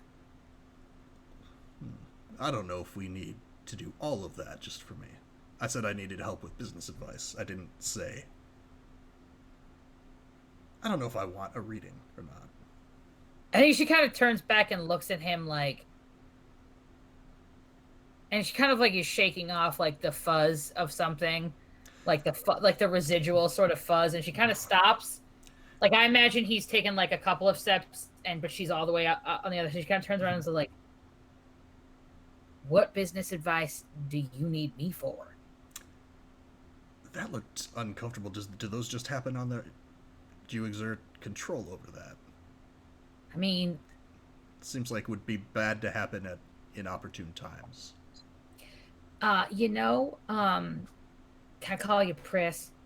You know, Press, it's weird. It's almost like on some alternate timeline, it's like every 7 days at roughly the same time. Like, if there were like a group of people in like an alternate universe, right? Like this would be like their, I don't know, like Sunday evening news program.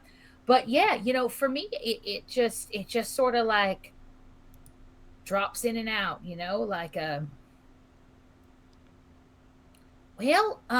like a really long yawn, except, how when you were like in school and they told you your heart stopped when you sneezed and you can't sneeze and yawn at the same time? It's a lot like that. And also, it's none of your damn business. Now, I'm going to ask you again, friend. Lovely. What advice could you possibly need me for? Just because I don't want one of your readings doesn't mean I don't have use of your skills. And as we established, you owe me. So I'd like a reading from someone else. On someone else. All right. Who? Business associate who is about to organize something that they think will help, but is not going to go as they planned, and I need some information that will stop them. I think she kind of sighs and kind of drops a little bit of the act for a minute and leans on the counter.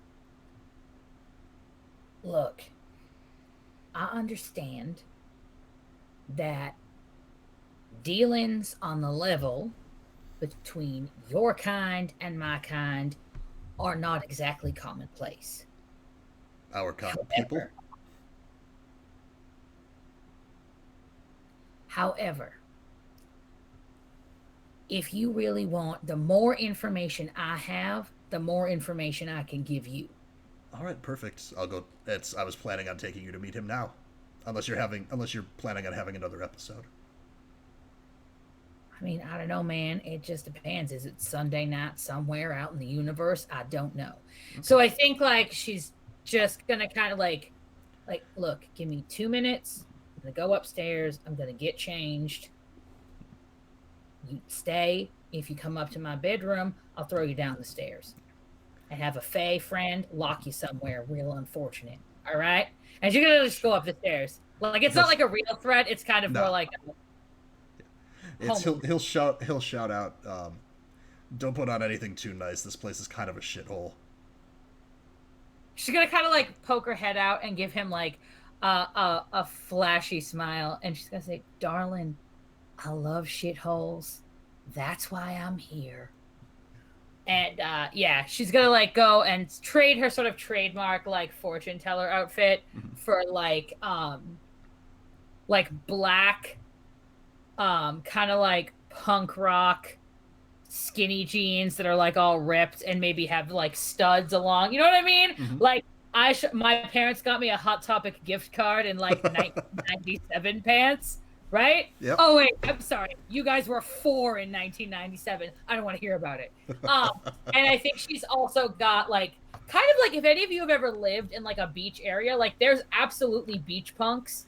Like that is a thing. And she's kind of like a little bit like beach punk, like a little bit I mean maybe it's like a kind of a ripped like vintage Ramones shirt, not one that was bought ripped, but one that was like has actually been through some like is real, and she kind of like fits in a little bit more, and she has an ornate pearl handled switchblade, just you know, just in case, and yeah, she's gonna come down. She's gonna be like, "All right, lead on." Perfect.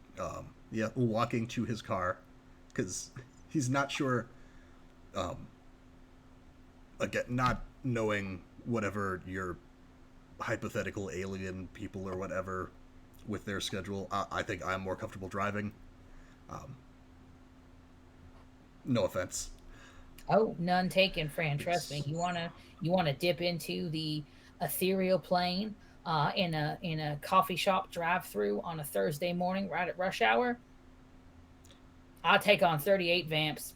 No, nothing like any people get between people and their bagel and their caramel macchiato.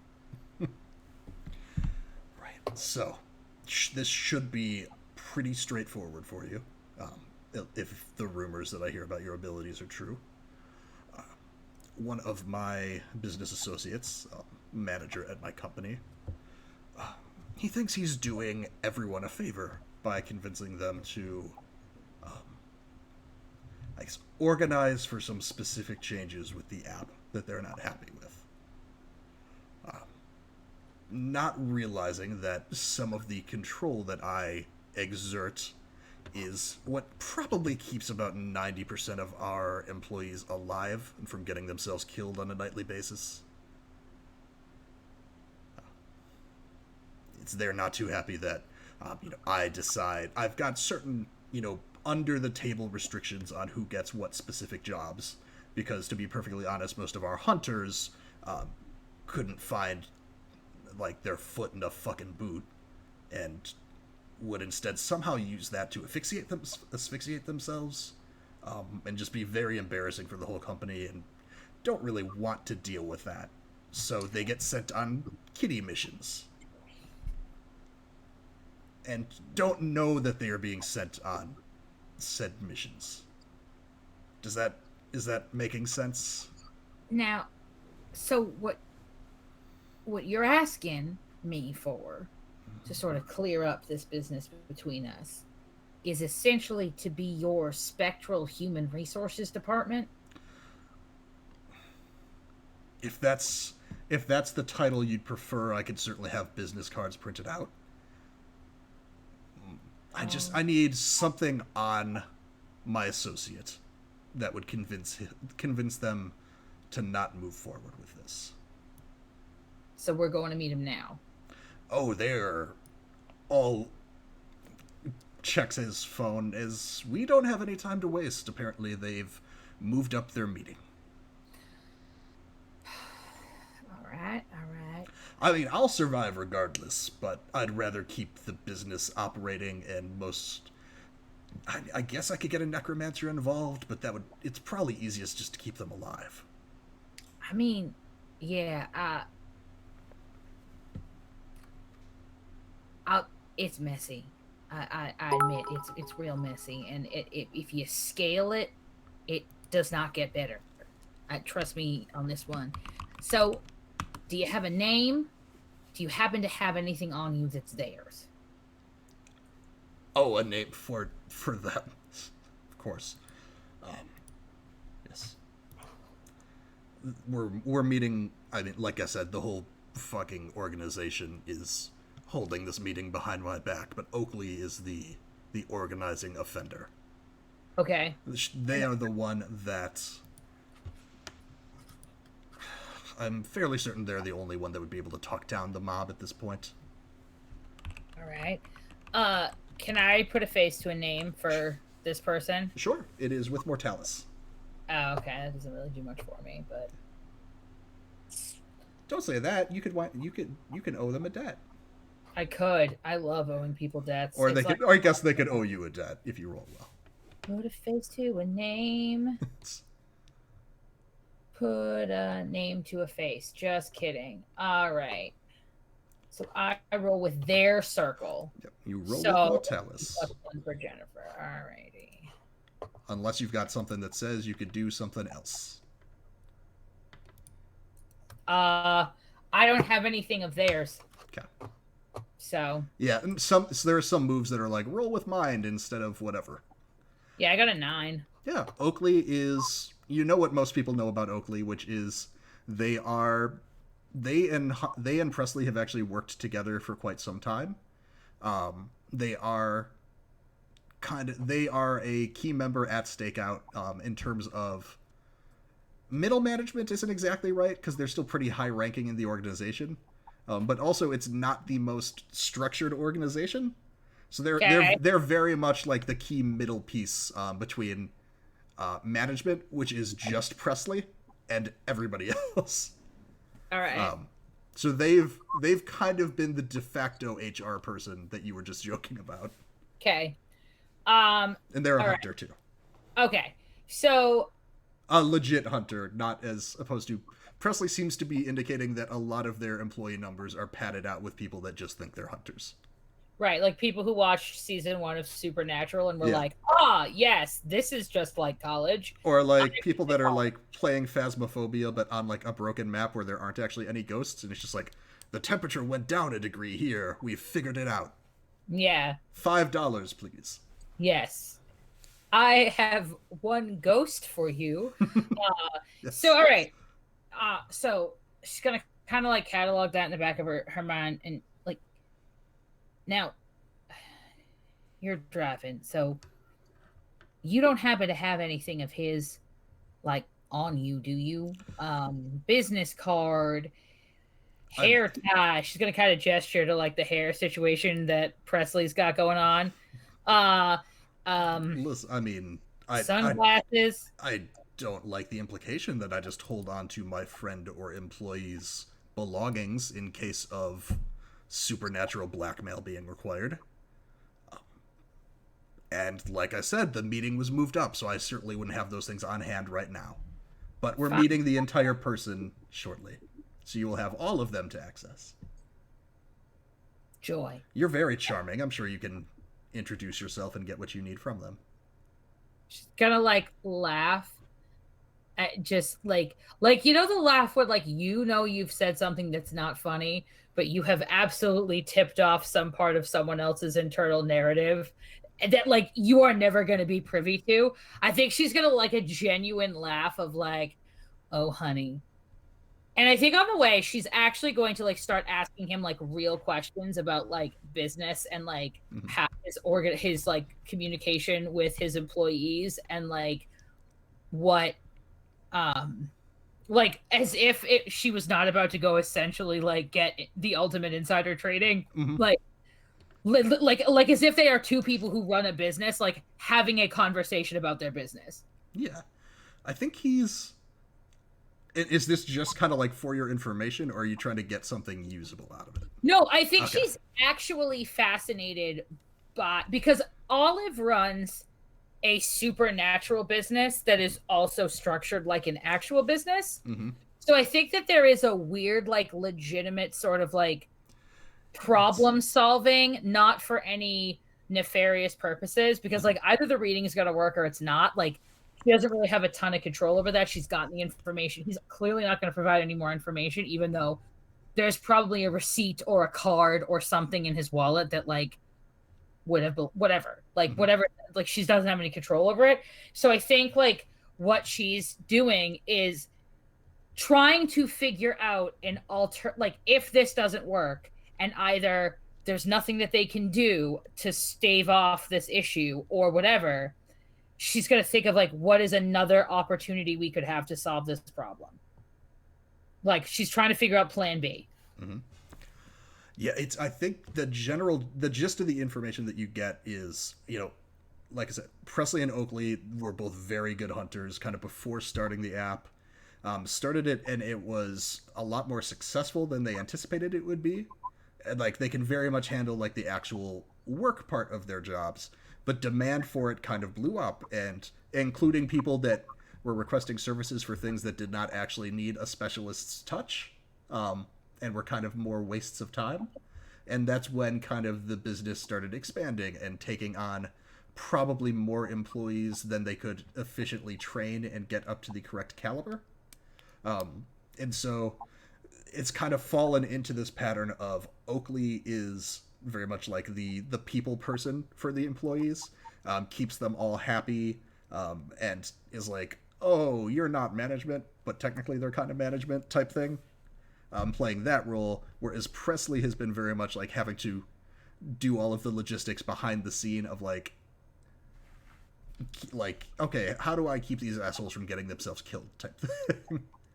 So I think as they sort of round the corner to get, she's gonna be like, well, I mean, just what I'm hearing, and, forgive me if I'm wrong, is that you sort of scaled your business before you really had an adequate training protocol in place for new employees.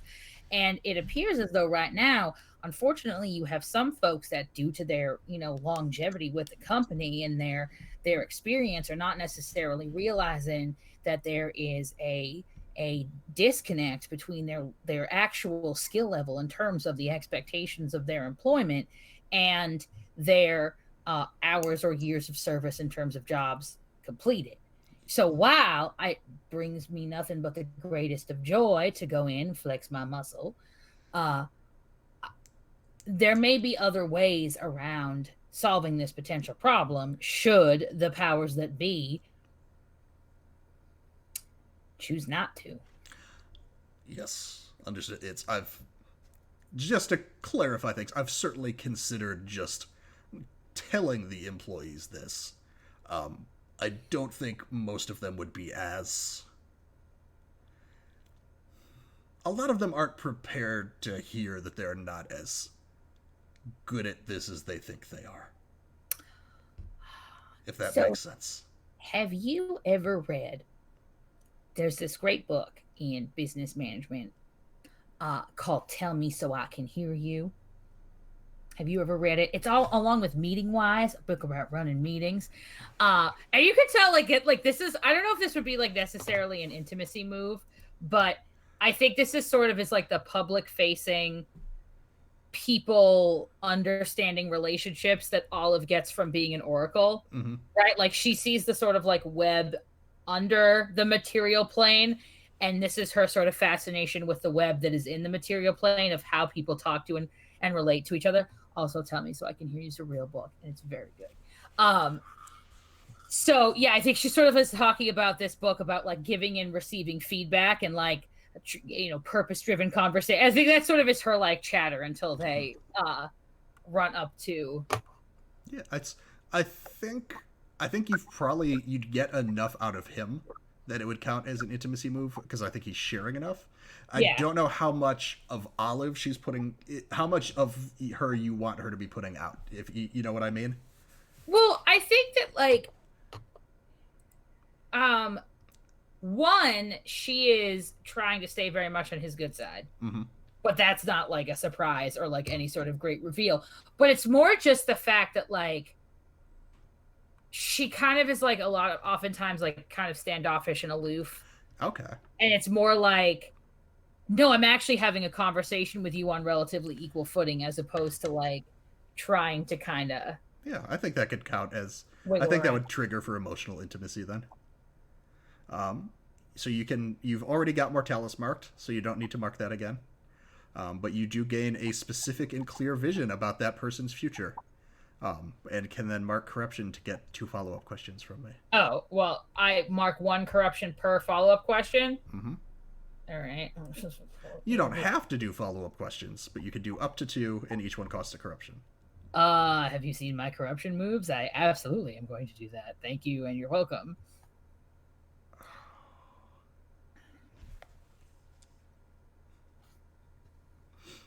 Yes, you get a clear vision, and have you been to Jean Shallow Pool before? Once or twice. Olive memory's a little unclear. Definitely when Olive was rocking a chalked ID. 100% when Olive was on there. When the bouncer who like really had a wandering eye used to work there, who had like was real bad at math. You know what I mean? Important question. Did Don try to take Olive to Jean Shallow Pool at any point?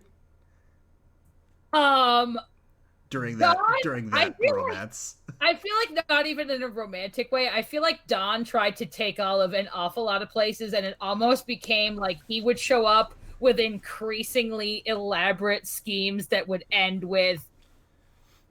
up at my wrestling parlor and join my web, and she would make increasingly elaborate threats to his fragile person. There's a conspiracy board of proposed date locations that if you stick thumbtacks in, they just form a perfect circle around the fucking web complex. Right.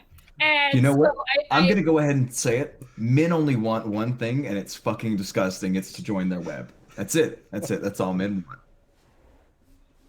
But the reason I ask is that you would know enough to recognize this location in your vision as Jean Shallow Pool, where you understand you are heading.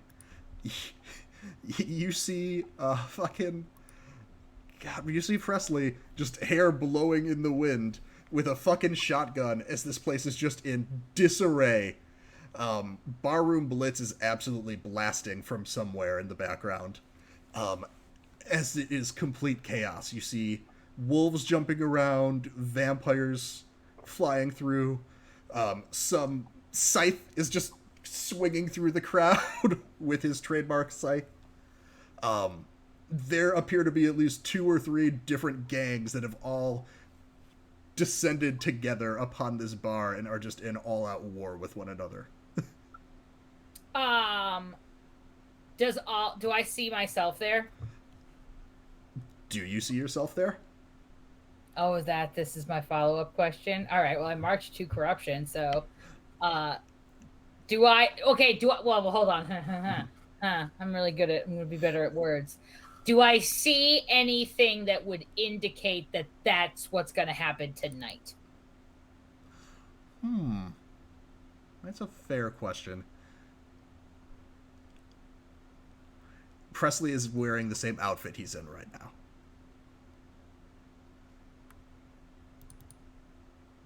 So I think this happens. You do still get another question. I wasn't trying to cut you out of a question or anything.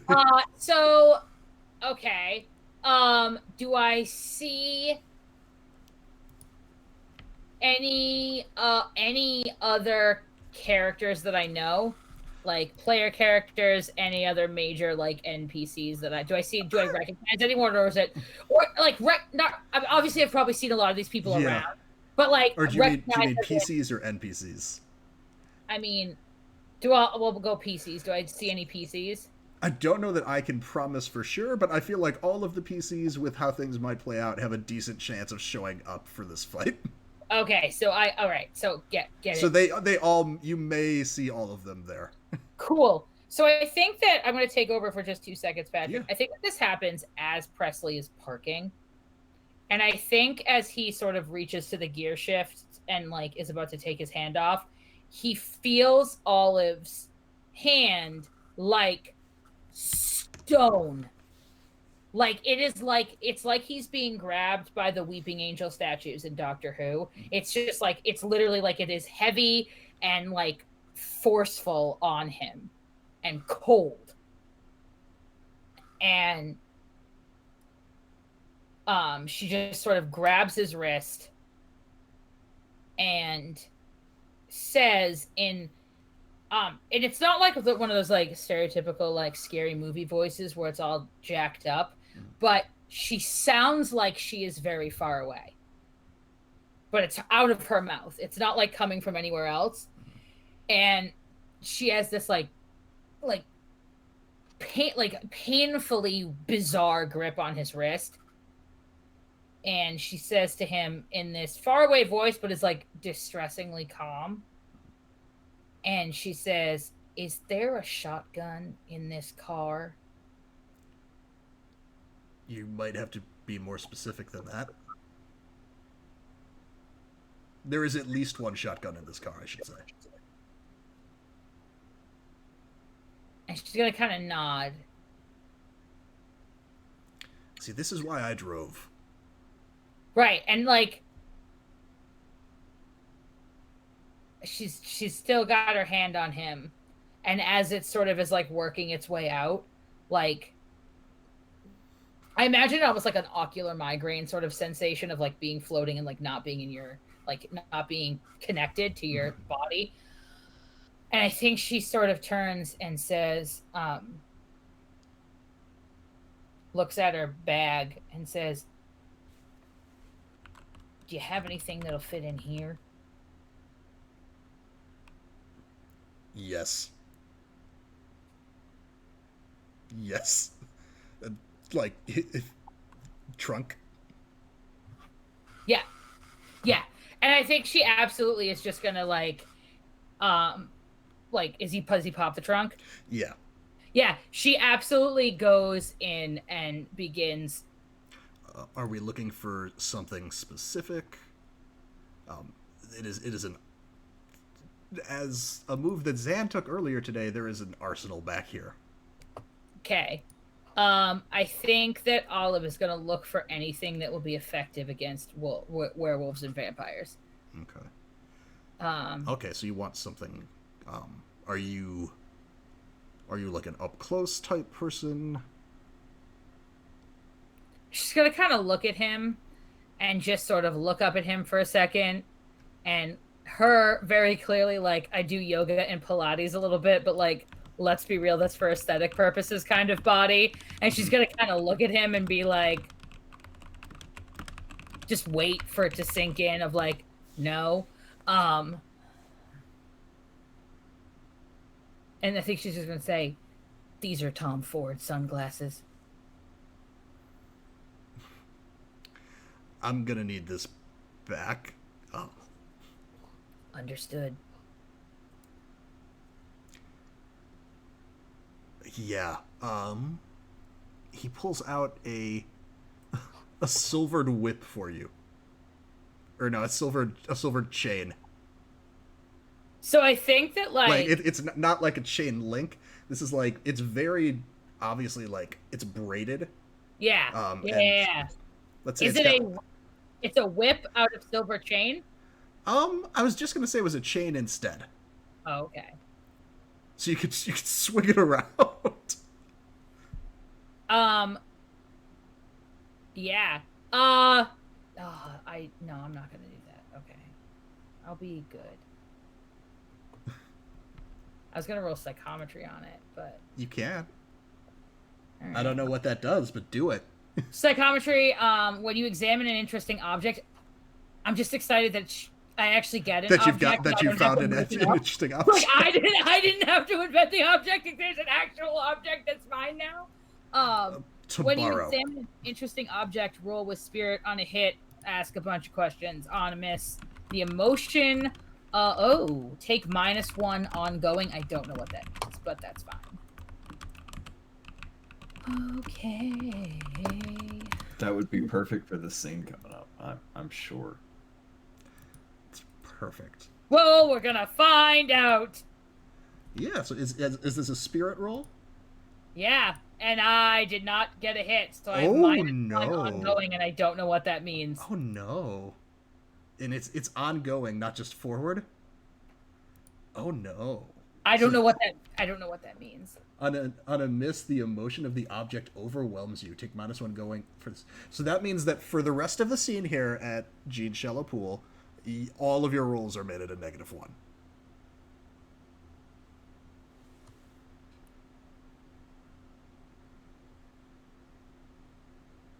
What emotion do you think overtakes you from the side? So I actually, you know what? I don't want it to be like super. So wait, now can I ask before I just so that mechanically I don't have to ask later? If I roll with spirit, it's 2d6 plus 2. Does that mean it's only 2d6 plus 1? Yes. Oh, okay. All right. It doesn't. It does not replace all of your modifiers with a -1. It just you subtract 1 from the roll. Thank God. I was gonna be like, well, kids, my internet just exploded because I shot my router. Bye. Okay, so I think it's actually like. I've got an idea. Oh, okay. I love ideas. If you're okay with it. Sure. Oh yeah, I think you get a reading on this object, and it's just overwhelming. Mm-hmm. This object used to belong to Presley's former partner,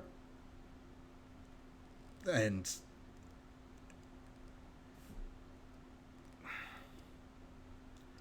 you see them. You are seeing in this chain. Your eyes are a different location. You're seeing the point of view of the partner, Presley running up to them, looking down, seeing blood coming out of your own chest at this point, and you realize you are getting the vision of the partner dying holding this chain. And so okay. I think just a general like wave of maybe like helplessness or like apathy maybe is what overwhelms you. Okay. Like a general numbness maybe. Partner. Or however you would like. However you would react to that. Is this a hunting partner, a romantic partner, a what, like Both. business partner? Okay, all right. So I think like as it gets like handed to her, it's a very similar sort of situation, but like this is like there's like a lot. She's able to be a lot more present for this, and I definitely think her eyes, sort of like change a little bit to signal that this is something crazy happening. And she's just gonna kind of give him like a side eye for like a good minute and then tuck it into the pocket or her bag. Tuck it into her bag. So okay, so grab all my silvered shit. Okay. You see him. You see a like how people used to, like how you used to have like the 6-changer CD players in the back of cars. He's got a rotating like shotgun rack, and you see him choose one of his 4 shotguns from back here. It is the one from the Vision, as well as I think he pulls out like this staff that almost like. You see him like press a button on it and it shoots out blades from like the side, and then he like presses another button and it retracts. It's almost like a Darth Maul double-sided lightsaber that he's got here. Like, yeah. Okay, I think that's probably as much as I should wear into the place. Is this is this happening now? What is happening? Hold on. If you'd like, we can cut away from the scene while you try and explain what's happening to it. Well, yeah, because I don't want to lie, so I was just wanted to make sure about the drama moves. That's all. Yeah. I think she's going to kind of start, and it's going to be like, well, and then we're done. Yeah. if it's okay with everybody, why don't we take a quick bio break, and then we can, as shit is apparently about to pop off at Jean Pool, we can see who ends up there and who may be busy with their own bullshit. But yeah, we will be back in just 5 or 10 minutes.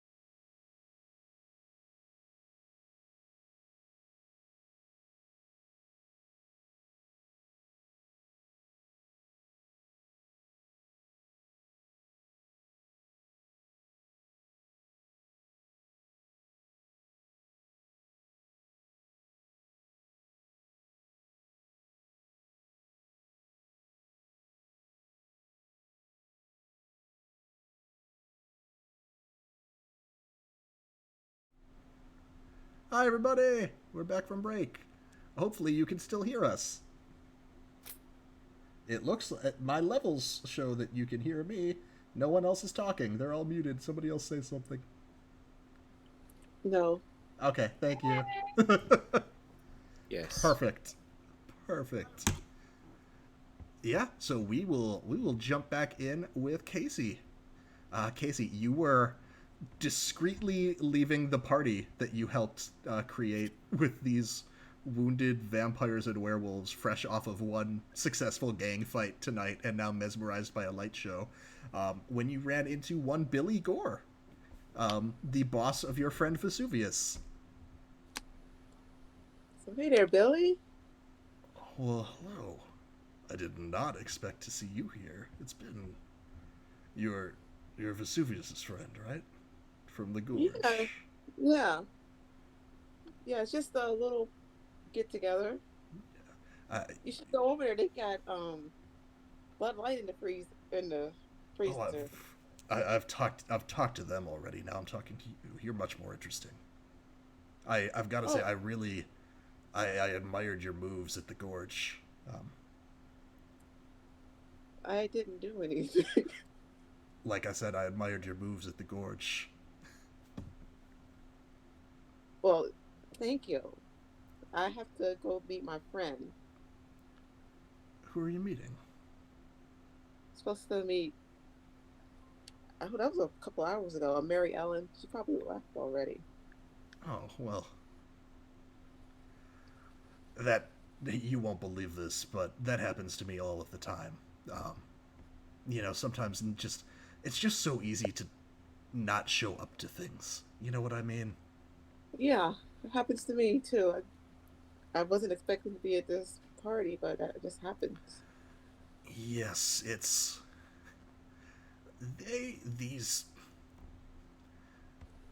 I've got some vested interest in making sure that these chuckleheads here keep this building under their control.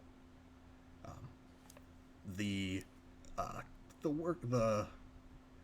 muscle down here may not seem like much, but they've got some competent leaders who I am enjoying some new business with.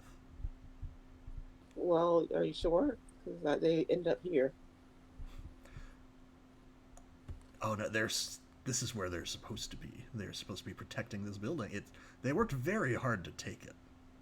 And I'd like to see them keep it. Yes. I mean, not because of this garage. I assume that they haven't taken you on a grand tour yet. Not yet, but I mean, it's just. But whatever you say, sure. This is, yeah. You can have a good luck with that. So if you're not going to see your friend, where are you going to go? I don't know. Either find one of my friends or make new ones. What are you doing? Nothing right now. Well, I shouldn't say nothing. That's just my normal answer. I was taking care of some business here. And you see him, just a sec. He finishes tracing a sigil onto the wall, which, like, grows red. And then he turns. Now I'm done. Now my night is all free. Let's go to a party. Absolutely. That could have been anything. I just want to point out, like, how many different things that sigil could have been that are not good. And you're just like, what else? Let's go. Don't worry about it. It's your boss. I'm sure it's fine. Yeah, no, it's good.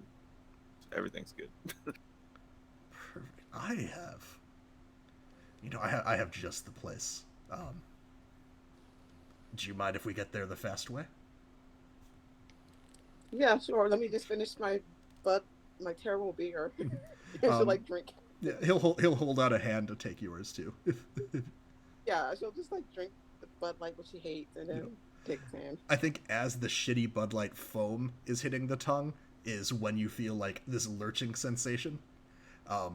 As you turn around and you are no longer in this underground parking complex, and you're at a bar that you recognize from about a month and a half ago. I don't know if you've been back to Jean Shellapool since, but no, there's not actively a bar fight yet. So apparently, if last time was your first trip, you might have thought that was just always what was happening. That's just what's happening most of the time. Apparently, it does try to function as a bar every so often. But they have better drinks than that beer. They've got more variety.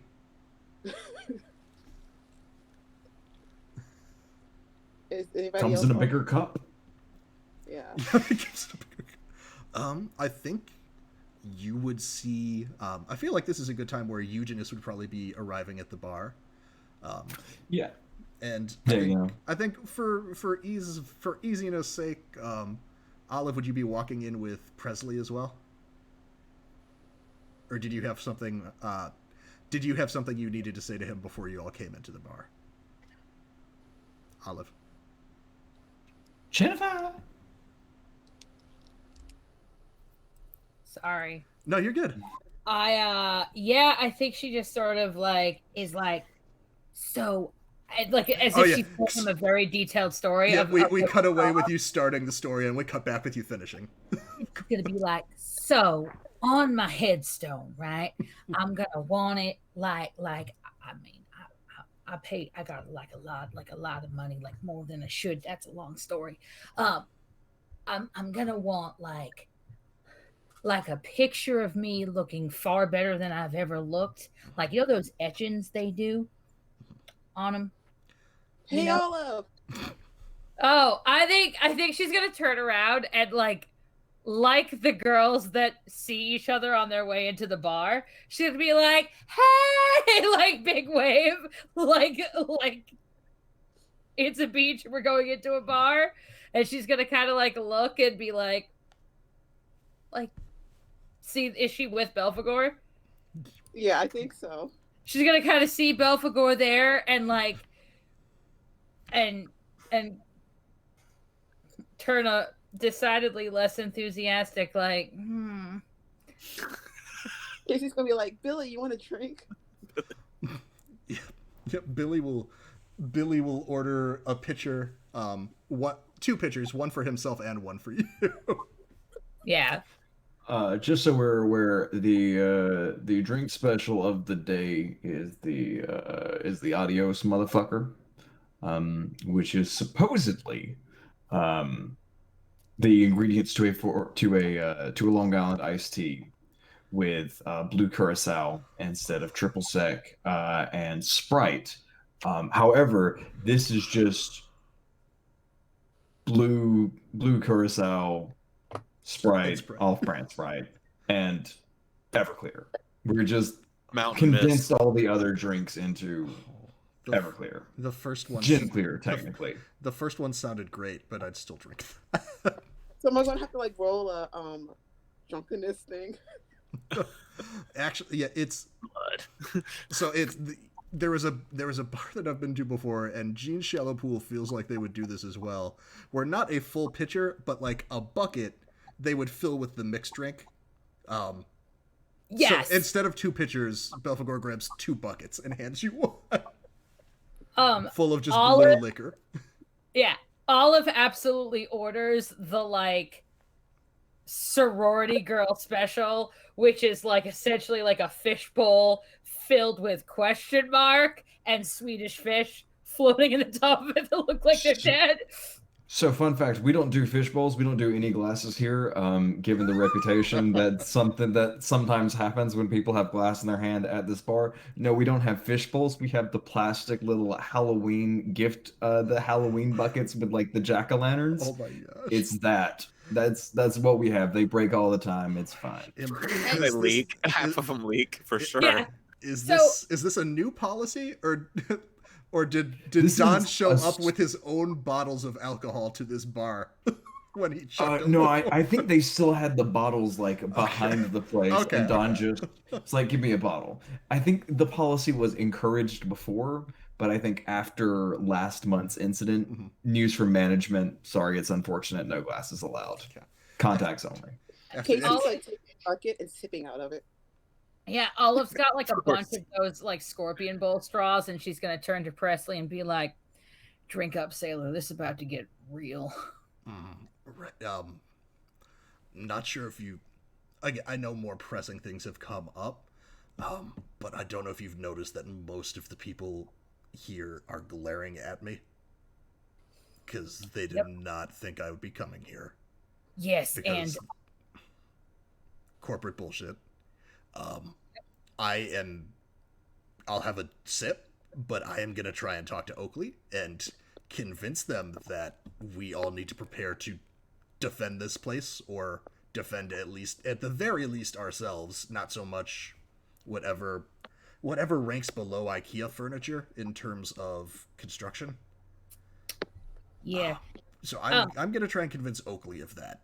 So Olive is gonna follow you, like go to Oakley and just be like, look, I'm gonna do, I'm gonna honor my side of the bargain, but I'm just gonna take a little bit of this. I'm gonna leave the rest for you. I'm assuming that there is gonna be a point in this evening where perhaps your thoughts may change, and I just, as a friend and as a fellow local business owner, I'm just gonna have this here as like a little insurance policy. And she's gonna take like a huge drag on the straw and sort of like shake out and be like, "So where's your friend?" Yep, and they will point out Oakley, who is currently surrounded by like just a horde of stakeout employees. We're not going to face to a name everybody in this bar, because this bar is going to be filled with like red shirts and like just random people. So we'll kind of call out important people. But yes, you can put a face to or did we put a face to a name with Oakley already? I did with Oakley. I have to figure out a way to do a reading on Oakley. Yeah, it's I mean, yeah, you can proceed with that. You could, additionally, you could also try and convince Oakley that like shit's about to get real bad here real quick. So, just out of curiosity, so I know what most people know about Oakley. Mm-hmm. That's how I rolled. Yeah. That means that Oakley and I have no prior relationship. Essentially, not a significant enough relationship where either of you would have debts on the other. Right. Like you've kind of like, maybe you've heard about each other in passing, like maybe met at a party once type thing. Okay. Does Presley look like he is leading the way to the Oakley conversation, or is he sort of waiting for Olive to kind of do her jam? What do you think? What would Olive wait for him to do that, or would she interject herself? So Olive is going to kind of like survey the scene and see, is this a group of people who are posturing so they are open to the idea of a negotiation, or is this a group of people where like the ship has sailed, the bridges are burned, it's about to happen, there is nothing that Presley can do without some sort of supernatural aid. Why don't you... We'll say that this is occurring as you're walking over with Presley, and they're starting a very tense conversation. Yes. And you could try and figure out Oakley. Okay. Which is figure someone out, you roll with mind. So I roll just 2d6 because I have managed one.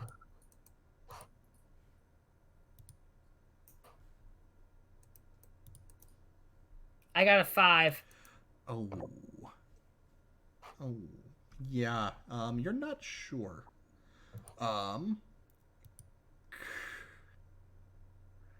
Because what happens is it's a little hard to get a beat on, because Presley starts talking pretty quickly as the group of folks that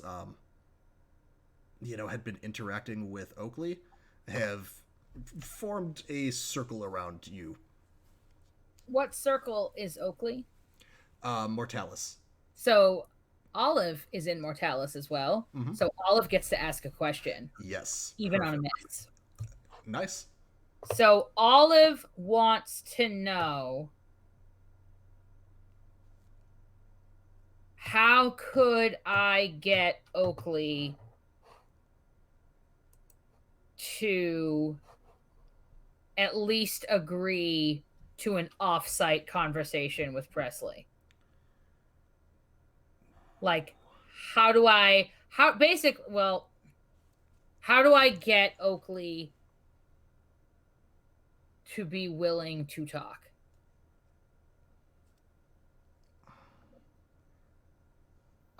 Is there this hub move here? Everybody loves the beach could be a thing. Yeah, sort of. So, or under the board. I feel like under the boardwalk.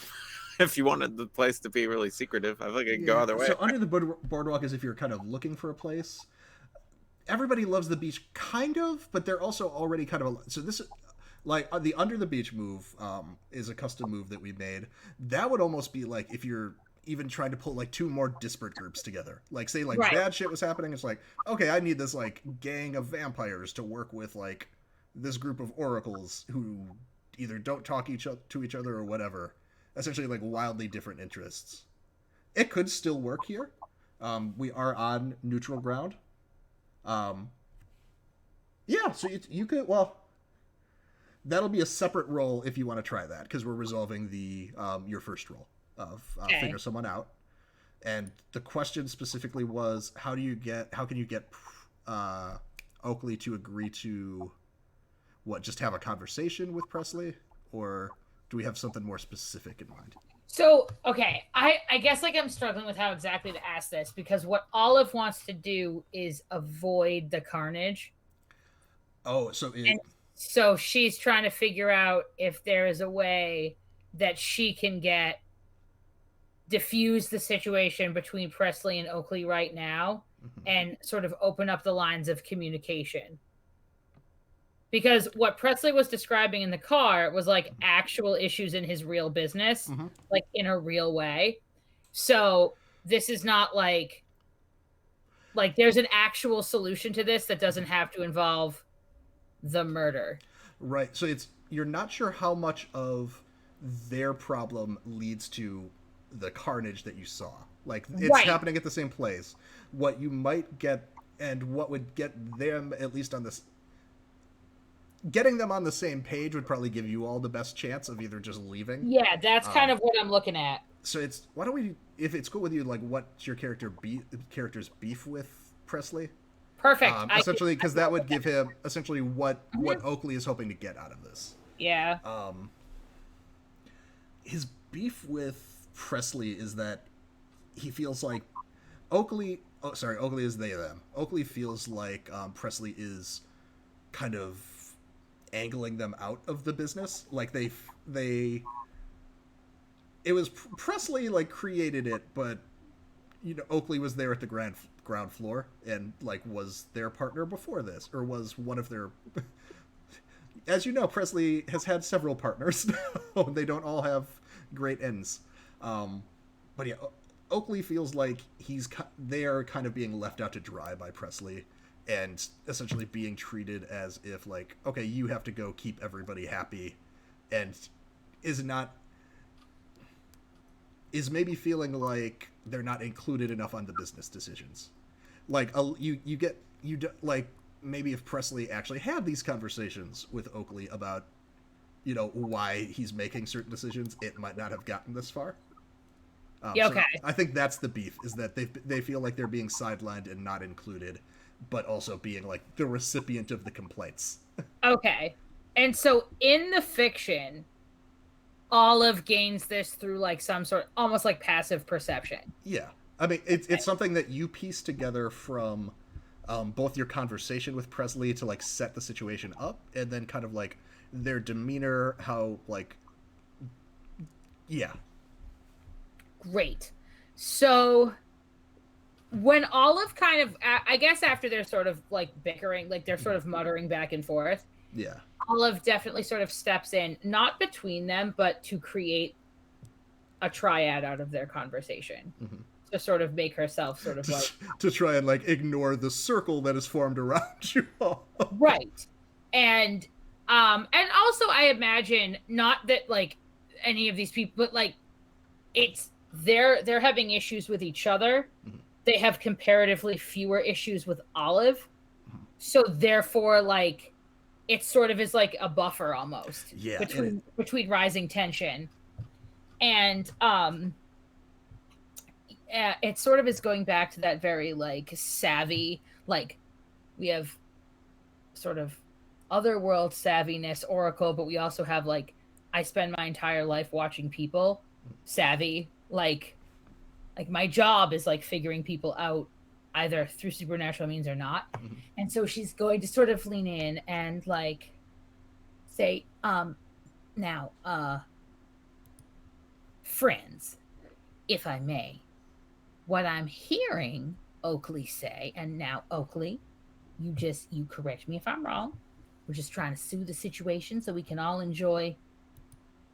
She kind of like looks down at the jack-o'-lantern that is like dripping sugar water, be like, however long we have left in this mortal coil. She's just going to say, now, what I'm hearing Oakley say is that they feel as though they are on the receiving end of a lot of complaints about decisions that have been made. Is that right, Oakley? Sure. Yeah, sure.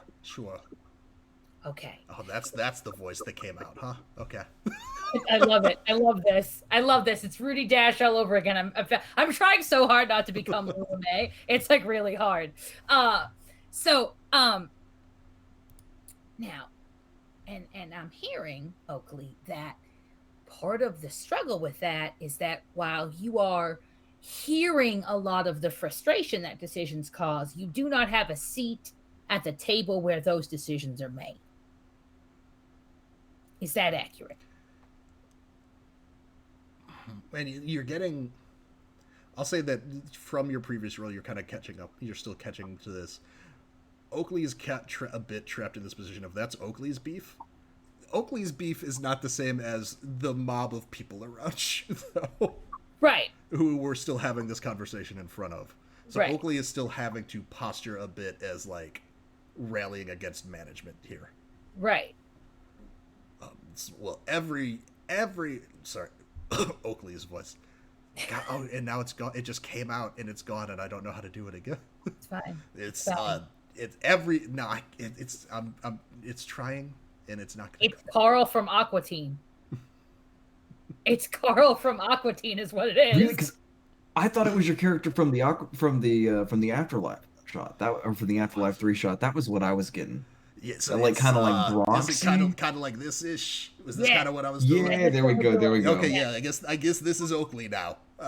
It's great. You know, it's not just me having a seat at the table. It's I think everybody at this corporation should have a seat at the table, looking around for approval. Right, and picking up on that, Olive is also going to do the sort of strategic eye contact thing of like, yes, I'm making eye contact with these people. It's like, well, now, friends, I don't want to butt in here, but we're all trying to we're trying to solve a problem so that we can all get back to doing our various jobs. Now, Presley, and she's gonna put her hand on his shoulder, and like in a way that looks like it's like very friendly, but it feels that same stone feeling. Mm-hmm. So she's trying to kind of communicate to him that like this is not just me trying to like you better listen here, champ. Mm-hmm. I think if we were perhaps to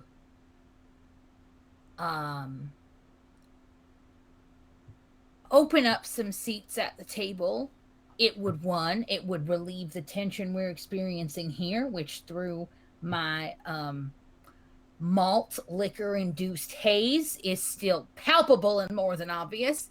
And we would also, I think, alleviate some of the stress and strain that is felt on the part of management. And she's going to kind of be like, just kind of give a little squeeze of like, just back me up here, bud. Right. It's those are important conversations that should be had. I agree, and ones that I am happy to have. I would suggest that we, as a team, put those differences aside for the evening and rally together so that we don't all die based off of what you just told me. Now, kind of all eyes turn to you, and I'd like to cut away for a sec. Changing camera angles at the bar. Eugenēs, your position is you've gotten to the bar. You see all of the hunters that you arranged. Essentially, you moved up their time slot for the evening, and have been kind of planning the event. You've been getting stuff out there. About this point in time, a very rowdy, loud crowd also comes to them. Another rowdy, loud crowd. That should not have been that hard, but it was. Comes to the bar with a very boisterous scythe and a significant entourage that is coming for drink specials tonight to cash in that deal. Fantastic, yeah. Hooping and hollering and Woo! Getting shitloads of jack-o'-lanterns. They are also armed. Great, yeah. You know what? Normal Tuesday. Fuck it. I mean, maybe I'm wrong. I don't imagine the hunters. I imagine that would have been a special request for this event, was to let them in armed, because I don't think the hunters would want to go unarmed. Yeah. No, so not after the assault the last time they were here. No. So it's they are arriving. There's some confrontation happening between Olive and the hunters, and Kasey and a demon lord are at the bar. Okay. Can I text someone? Belphegor is actually about to text you as well. And okay. Well, we're sending your text. presence. Two-way texts are coming. Yeah. I actually text Kasey and say I spoke with your friend Macy earlier. I wanted to chat with you about that. If you want, you can. So what is it? If you want the favor I owe you, you could just forgive it and I'll appear. It's a new ability I picked up. Is that how it works? So yeah. So what would have to happen is so Vesuvius owes you, Kasey. You would have to spend one of the debts that he owes you in order to get him in your presence. Essentially, if you really wanted to see Vesuvius, you could just make him appear. Is how it works. And I tried to explain how that ability works via text and say that I just learned it. It's pretty neat. Take text back. That's like a lot of letters. Just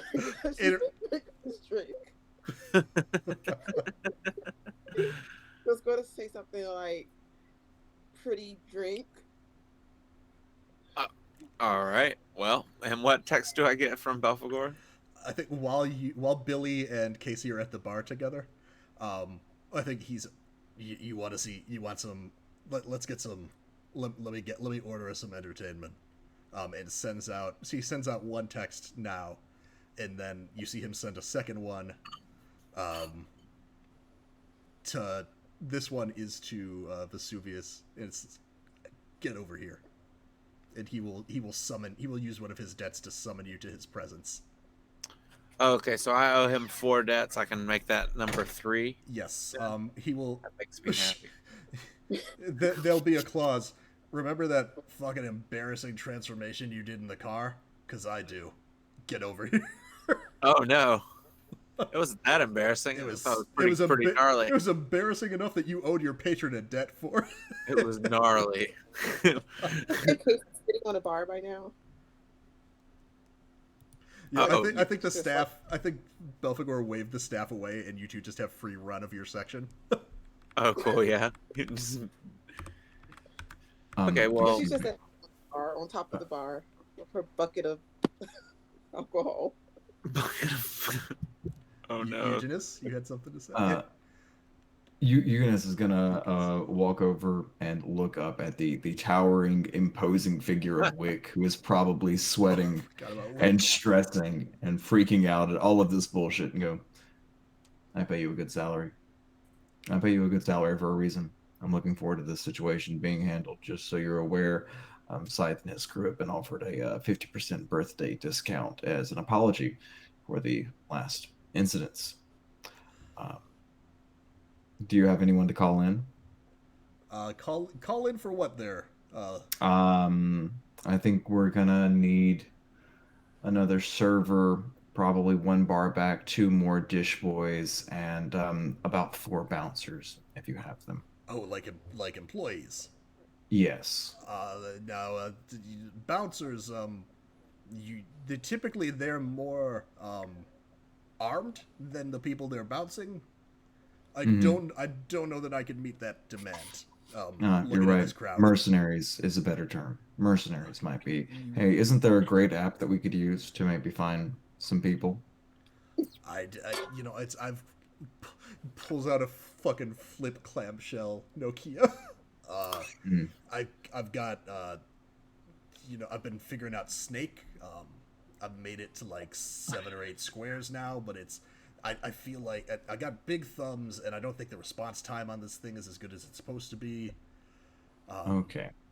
So, is there like a 1-800 number I could call? Like, the guy that tells you the movie times?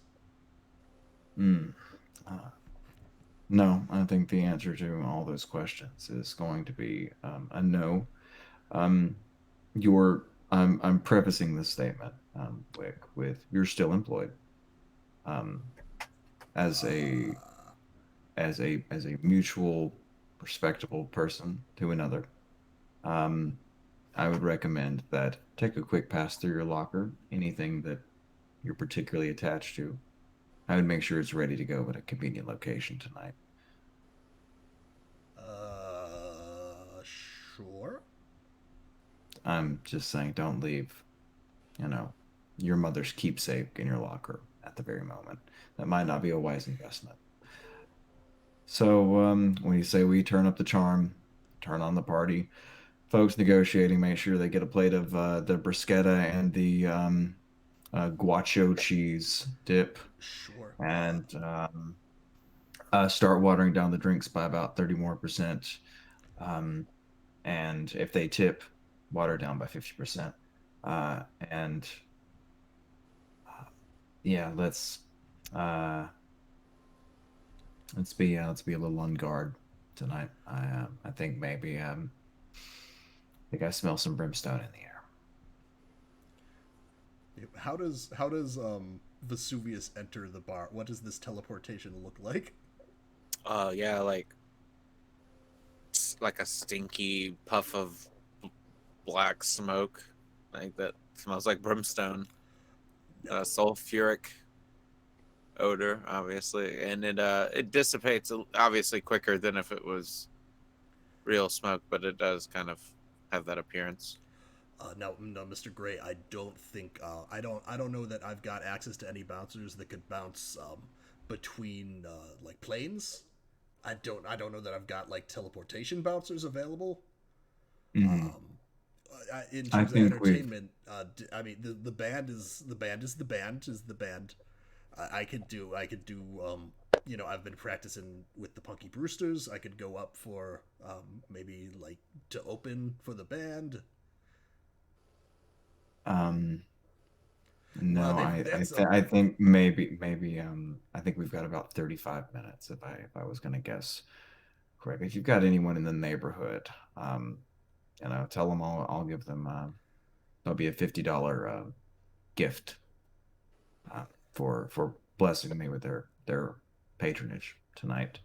Not a discount on their bill, a gift. They can spend $5 and they walk out if you're with 45. That's fine. No, I think, and then I think that Vesuvius pops up and just sometimes it's painful to be right all of the time. I gonna wave would not know. Yeah, Oh. that's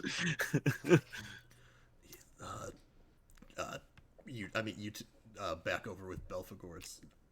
You two know each other already. Yeah, yes. Yeah, I've gotten a couple of favors from Kasey in the past with dealing with some of the people we deal with. So If that should I be paying her then? No. It's just no.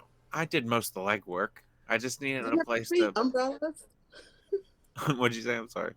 Do you have any umbrellas? No, I didn't bring one. I didn't think. I didn't think to bring an umbrella. Didn't think to bring an umbrella. Is not prepared. What? Oh, no. What am I supposed to be prepared for? Well, Okay. Tonight, the expectation is I'm going to get to know your friend Kasey a little bit better. We're going to trade stories, find out. I'm going to get more of an inside look on how you handle my business, and we're going to get some entertainment here. Should be here any minute, and you are going to make sure that we have a lovely time without interruption from said entertainment. You okay? Yeah, you got it. Okay. Yeah, I'm not sure what exactly is going on, but I will That figure does it not out surprise me. Yeah, I'll figure it out real quick. I was in the middle of something when you brought me here. You didn't want to see me, Booby? You didn't even give me a check. You didn't want to see Kasey? I thought you were friends. No, I did. Yeah, no. I'm super excited to see Kasey anytime, especially when she's working in the mall and I can get one of those delicious donuts. But yeah. You make donuts? Cinnamon roll. Cinnamon rolls. She makes cinnamon rolls. Huh. Yeah, they're delicious. Not donuts. I mean, it's a similar shape. Is it though? Yeah, I'm sorry. Mm-hmm. This is how you represent me? By accident. Okay. Oh, I didn't know. I'm sorry. I will take. Everybody is at play in the bar now. Feel free to interact and have whatever is going on. There's Olive over there. And I point to Olive loudly. Oh, hey. Good to see you. She's surrounded by a bunch of angry hunters at this moment. Olive is looking increasingly panicked as she is like, it's like when you're at the party and someone's like, I called the cops, and you don't want to tell everyone that the cops have been called, so you're trying to get the people out of the house without any sort of whatever, and she's just got it. Hey, time's a factor, guys, and she's still sort of talking like my character. I would like to. Kasey's trying to get her attention. Yeah, I'm gonna look over at Kasey. I'm gonna say, hey, I'm gonna be right back. I'm gonna go grab her and see if she wants to dance. But she seems to be in a kind of a bit of. Well, yeah, maybe she'll want to come up here, but she seems to be in a bit of a dire situation, so maybe I can help her out of it. Oh, just give them puppies. They'll be happy. That is a possibility. Can you summon something like that? I don't know. Probably. All right. Well, we'll figure it out. Yeah, I'm gonna walk over and kind of just butt in and say, "Oh, hey, Olive." That's gonna keep your cool roll. Yeah, I'm good to butt your way through this crowd of hunters who were all just told they might be dying shortly. All right, well, I'm gonna go. Yeah, I'm gonna try and just keep my cool. Come over there and just grab her by the hand and like kind of help lift her up, lift her out of the space and say, "Hey, yeah, let's dance. You promised me a dance." It's unless you've got something you'd rather roll or that you can make work. I think it's going to be keep your cool to avoid inciting more panic in this group. Are you cool with dancing with a 9-foot tall demon? Because we could go that route. No, okay. I don't want to burn down the club just in day one. No, I will. Zan, correct me if I'm wrong. I imagine this place doesn't have a I'm roof. gonna roll. I pictured I'm an gonna outside bar. Maybe like some metal overhangs. I think it is. I think originally it was roofed, and there was a something that happened, and it became more convenient to just like reinforce a third of the roof and just turn the back part into a patio area. It had really nice ideas like with cornhole and with like lawn darts and things like that. And then some meth and things just kind of got overlooked. I think there is like a small indoor area and like the bar that is both indoor and outdoor, and then the stage area is probably outdoor. Well, I'm just gonna roll. Keep your cool is with spirit. All right, thanks, pal. I'm not good at that, but we'll roll either way. Oh, a 9. Okay. Yeah, so it is gonna cost you something. Tell the MC the situation you want to avoid and roll with spirit. On a 10 plus all is well. On a 7 to 9, the MC will tell you what it's gonna cost you. Okay. And we're trying to avoid essentially exciting the hunters anymore. Yeah, I'm just basically trying to be a friend. My character's dressed down, by the way. I'm like in my. You're no longer in your satanic vestments. Yeah, exactly. Those are my meeting clothes. I'm wearing like just like a shirt, like a polo shirt and like some jeans or something. I don't know. For the debt getting you here, you also get to mark wild from Belphegor if you don't have wild marked. Oh, I did marked it earlier by talking to Macy. But one less debt that you owe your patron, so that's still a plus. That's always a Oh plus. no, that's good. Yeah, I'm gonna try and get some debts on him because once I get a few of them, then I'm like get a little get out of death free card. Anyway. Yes, I think you can. I think this is what it's gonna cost. You can get to Olive and appear just as a friend that's there for support, but then you're still in the circle with them, or you could take her back with you to Kasey, and hunters are going to start panicking pretty quickly. The second option. Okay.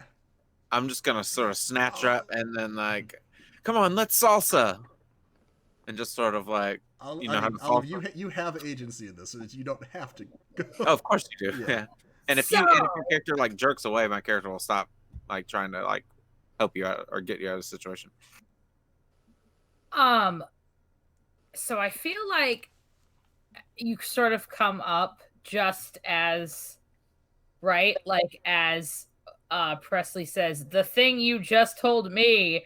And then, like, Vesuvius is just sort of like, let's dance. And people, I imagine there may be a couple of, like, misinterpretations of what let's dance refers to. Oh, no. So I'm like, I feel like there's a lot of, like, damage control. And, like, Olive has a certain level of skill in that area. But it's not, she's not Lula May, who would have them all, sleeveless and whatever. And so, I don't really know what would happen, but I don't know if I think she sort of is thrown off of her game by this. Here's an option. I love options. So it's Vesuvius did roll a 9 on that roll, and the complication was for a 7 to 9. You could lend a hand. We can say that, and try to add +1 to the roll by rolling with wild. Yeah, make it a 10. But that exposes you to some risks if it doesn't go well. Or on a 7 to 9, it exposes yourself to danger, entanglement, or cost. On a 6 or lower, it's gonna get worse. Okay, so Or we could do something else. That was just an idea. yeah, so I feel like so Vesuvius just sort of like busts into the circle and says, "Hey, let's dance." Like that's what happens, like completely oblivious to Yeah, what's going on. yeah. I just say like, hey, you said you owed me a dance. Let me teach you how to salsa. Pardon me, guys. I'm trying to hang out with my friend here. I think that like there's a little bit of like I was this close to avoiding all of this bullshit. And she just sort of like drops her hand off of Presley, pats the silver chain in her purse, gives them both like a look of like, well, friends, I tried. And she's gonna turn around to Vesuvius and say, Vesuvius, darling. Yes. I'm not gonna dance with you right now. But You seem to be in trouble. yes, that is actually a collective situation in which we all find ourselves in this particular moment. So, I think we're just gonna step over here and wait, hold on a second. Can I pause back Yeah. for just a second? Can I Yes. pull back? Yes. Um, Always. We can always do that. yeah, so I just realized I'm an idiot. I know it took me this long. So I think as Vesuvius comes up, Olive is actually going to transfer her hand from Presley's shoulder, and she's actually going to grab the like I imagine the sleeve of Oakley's like shirt or jacket is not like skin tight. Mm-hmm. And she's just gonna grab a little bit of that fabric and kind of look at Vesuvius and hope that if anything happens while she's dipping in, that she's gonna be like, I just got one more thing to finish, darling. I'll get you your dance, but you catch me if you need to. And I'm actually gonna roll to do the reading on Oakley. Okay. That I was asked to do. Yeah. Okay. How are we doing? Are we doing that with some of your let it out options or a specific move? So I have to figure out where I will be like the most successful. They're all. I think pretty much they're all going to be rolls with spirit. Okay. So it's more like the specific type of information you're trying to get. Could I text Kasey real quick? Yeah.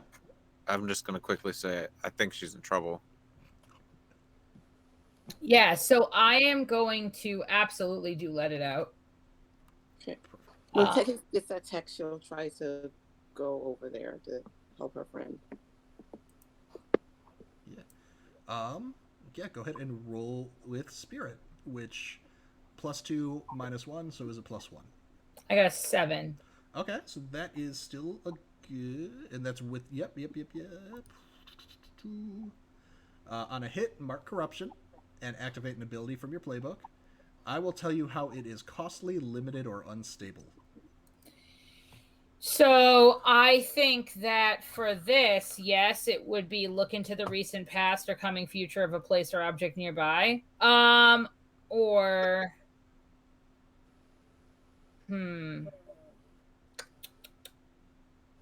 twist the strands of fate to help or hinder an NPC in your presence. I'll say since you're going through those two, like if you were trying to help, if you decided you were trying to help Presley, you could have done that too. Yeah, I think I'm going to do twist the strands of fate to help or hinder an NPC in your presence. Not so much because of any sort of like labor rights but situation. I think it's not so much, and she's not going to be like Presley gets what he wants. It's going to be that there's a non-violent compromise that allows them to unite against whatever's about to happen. Mm-hmm. So that's how I'm going to twist the strands of fate to like diffuse this current situation and allow because we can't. Right, because essentially Presley's goal at this point, which he's audibly stated has been to put whatever negotiations need to happen here among the stakeout employees on hold while they deal with whatever the fuck is about to happen at the bar. Right, and that also negates her debt with Presley. She has done her job. Yeah. Perfect. And you honored that debt. You don't need to mark Mortalis because you keep getting that just because of the situation right now. I know. Yeah. Yeah. Kasey, you are walking over there now. And Olive, after you do that, are you trying to leave then with Vesuvius? I'm definitely gonna retreat to Vesuvius. I'm gonna after. Is there any sort of indication that like things have calmed after I've done that?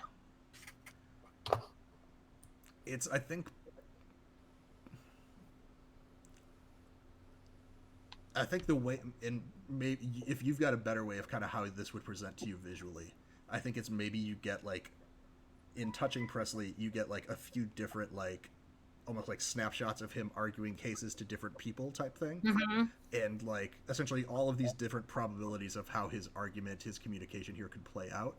And it's almost like you give him like a spiritual probability nudge in the right direction for like, right, this is where to start the conversation type thing. Okay. So it's people are at least, I'll say people have started listening to him and refocused their attention, and that kind of negates like the panic that would have ensued with you leaving. So it's like your let it out succeeding mixed and the keep it cool mixed have kind of canceled each other out. Okay. But I need to do something else here. Oh, good. I'm so glad. Because the effect, the effect is either costly, limited, or unstable. Olive is unfortunately whisked away on a very costly vacation to Tahiti. Oh my god, that was so terrible and awful. Well, bad. Oh no. That Agents of S.H.I.E.L.D. reference. Do you think you take a harm? I mean, I have taken 0 harm this whole game, yeah, so why don't we take a harm? And it's essentially like from the mental effort of trying to have to like essentially push that probability forward to the forefront. Right. Yeah, and I think that I feel like too it's wading through a lot of the like emotional trauma that these people have experienced to get them to like sort of pull back that and how it clouds the ability to like see problems and solve them. Yeah. And so I think that there's a lot that she sees throughout this that wears on her a lot. Yeah. I'll absolutely take a harm. I have a faint harm. Yeah. So we have Vesuvius, Kasey, Olive. What's up now?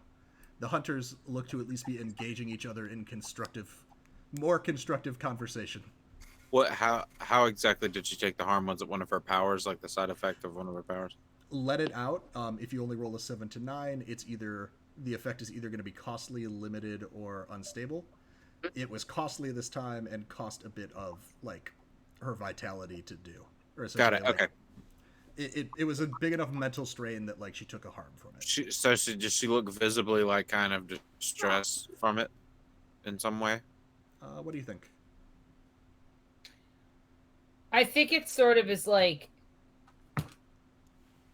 she kind of looks at Presley and Oakley, and it's a very sort of like raw like look. So probably, I mean, I don't want to take the time, but it's like it would be sort of a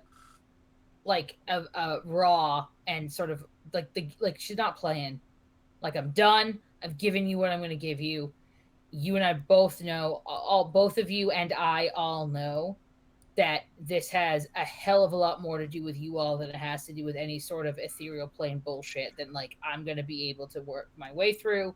I have satisfied my debt to you, and I'm leaving before shit pops off. And I think she's going to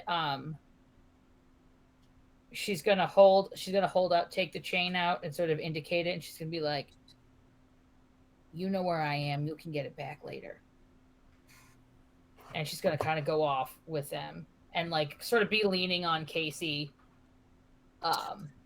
Yeah, and I will just like make my presence a little more imposing and just with my stance and just sort of like go to escort them wherever they need to go, basically. Some more drinks? Belphegor has cleared nearby stools and has room for you all to sit. Except for Kasey, who he knows prefers sitting on the bar at this point. Eugenēs, what's been going on, bud? How have you felt? So I think Eugenēs has just been doing that fantastic thing where they are in the background of all of these scenes that have been happening. Like, I think they had a seat at the table for just a moment. I think he had a seat at the table for just a moment. You know, it's like, okay, like after, you know, kind of talking through what they needed to do, and then like going and sitting down for a little while, and then seeing this, and obviously slightly annoyed that someone is sitting on his fucking bar. This is an establishment. Yeah, just- well, it's a comfortable bar. It's a comfortable bar because no one sits on it.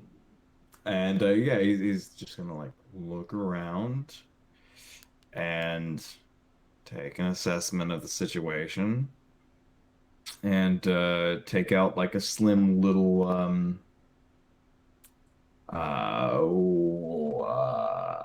I can't think of a good pun, off-brand name for jewel type thing. It just kind of like see the tip light green for just a second, and like his eyes will just kind of like look like they're starting to maybe change color a little bit, and then just kind of like look over at the wall over there and the door and just blow out a different direction casually. It's just preparing for the worst. I think if Belphegor is clearing room for everyone, Belphegor being Belphegor, I think he probably would have cleared a spot for Eugenēs as well, because you know, there is nobody you want on your team like your enemy's former employee. There's no you know, knows all the insider secrets and stuff, and so I think seeing that maybe there was a seat open, he just would have walked over and sat down at a certain point. Look at this crew. Hey there, Kasey was just going to wave. Hi. Nice to nice to see you again. Looks over to the other. Nice to see you again. Looks over to Belphegor. Nice to see you again. Looks over to Kasey. I'm sorry, I don't believe we've met. I'm Kasey. What's your name? You may call me Mr. Gray. Okay. Well, don't worry, he's not always this exciting. It's true. I'm a little high stress right now. Why? Get a bucket drink. That's okay. I'm going to have food tonight. There is even more like hollering from Scythe's section of the bar. At some point, Wick must have pulled out an ice luge for them, which they are all actively engaging in. It is not just an ice luge. It is an ice like sculpture that is in exceptionally poor taste. Like it is one that there is a clause like you can't post pictures of this on Instagram. It is exceptionally fratty, exceptionally poor taste, and I think Eugenēs just when he sees it. Oh man, they know how to party over there. That they do. I look at Eugenēs and say, I helped bust a ward for you once, didn't I? Yes. Yeah. Okay. So you're Booby's friend? No.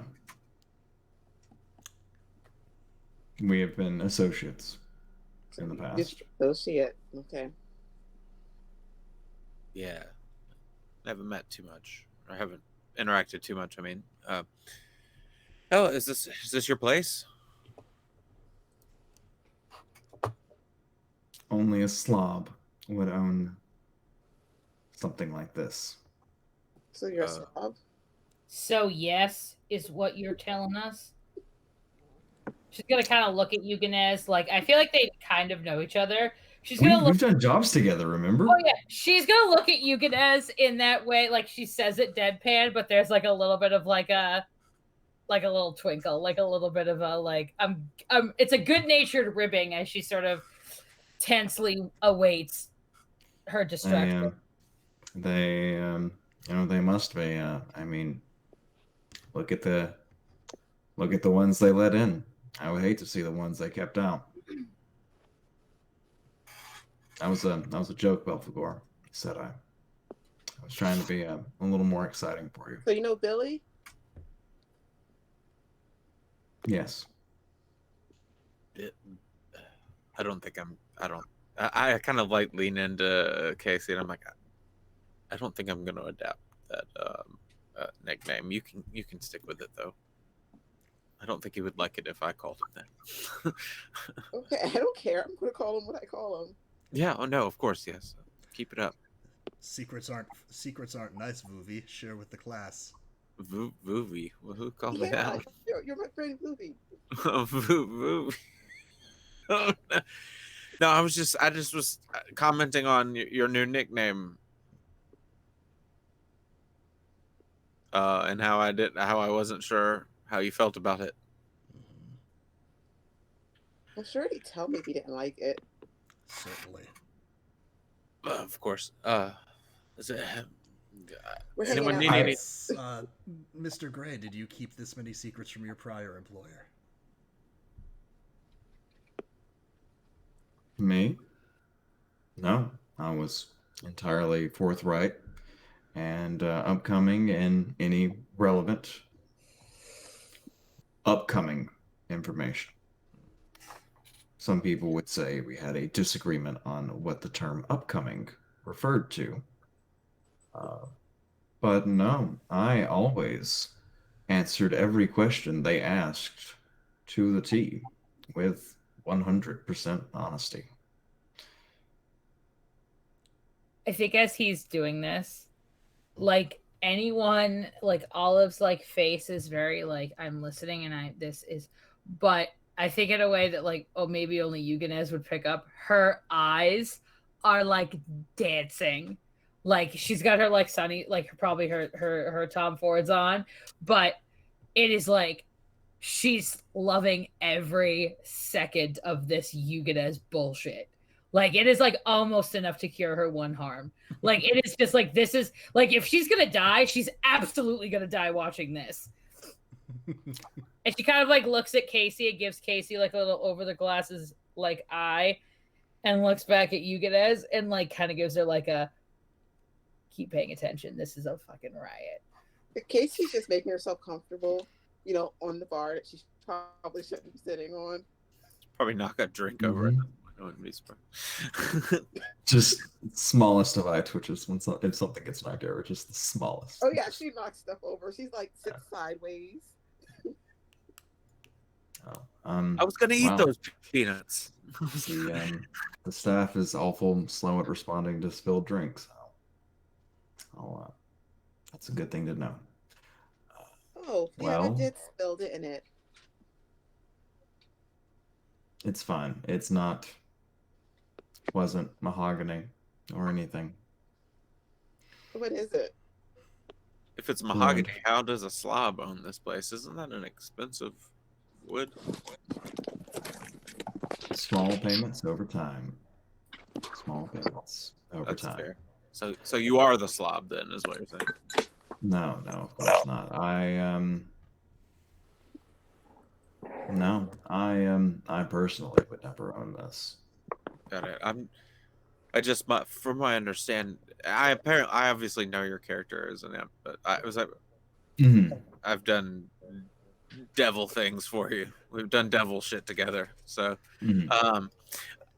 So go ahead. You can also figure someone out with other NPCs. if With you're other PCs, you mean? or other PCs. Yes, sorry. All right, well, I'm gonna figure this guy out then. I mean, I've already rolled for a while, but I don't care. Yeah, Casey's just So figure someone like out's not something you testing to mark see. anyway. Oh, got it. Casey's Basically, yeah. trying to see how mad he's going to get for knocking stuff over.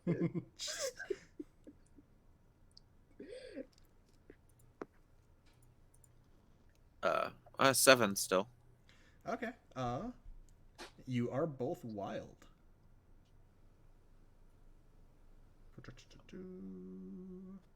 Okay, so I get to ask 2 questions. Yes. On a hit, ask 2. On a 7 to 9, they ask one of you as well. If you're in their circle, ask an additional question. So you get 3. I'm gonna say that Vesuvius gets 2 as well, since you're both in the same circle, and it was a 7 to 9. Okay. So you get 2 questions on Vesuvius. Vesuvius gets 3 on you. Now, would my genuine police would have any impact on this? Since I'm not the one making the roll? Yeah, because you didn't roll. What does genuine police do again? Genuine police gives me an additional question. Does Put it? a face to a name, study a sanctuary, gathering spot, or place of power, roll with mine. Okay, so that's not what he's Not doing. what He's figuring someone out. Okay. Yeah. Never mind then. Nah. How many questions do you want of me? Is 2 not enough? All right, I'm gonna ask 1. You ask 1. Blah blah blah. Let's go back. Sure thing. All right, so who does your character have any beef? Does your character have any beef with anyone? You would know that you would. Are these things? So this is an honest. These answers these are above the table. Above the table. Above the table. Right. Above the table. Eugenēs has towed Kasey's car, just because he didn't like the way it was parked, and is not currently feuding with anyone else at the table. I feel like Eugenēs has probably had some arm's length relations with Belphegor for something, probably just because you need friends to try to claw your way out. But yeah, that makes sense. As Eugenēs tries to, there is one particular person that Eugenēs, 2 particular people that Eugenēs is feuding with, and neither of them are in the spar, to the best of Eugenēs' knowledge. Okay. All right. My question for you: what is the most prized thing that you would be willing to part with? Oh Lord. Oh, you took that move. What's the most prized thing I would be willing to part with? Mm-hmm.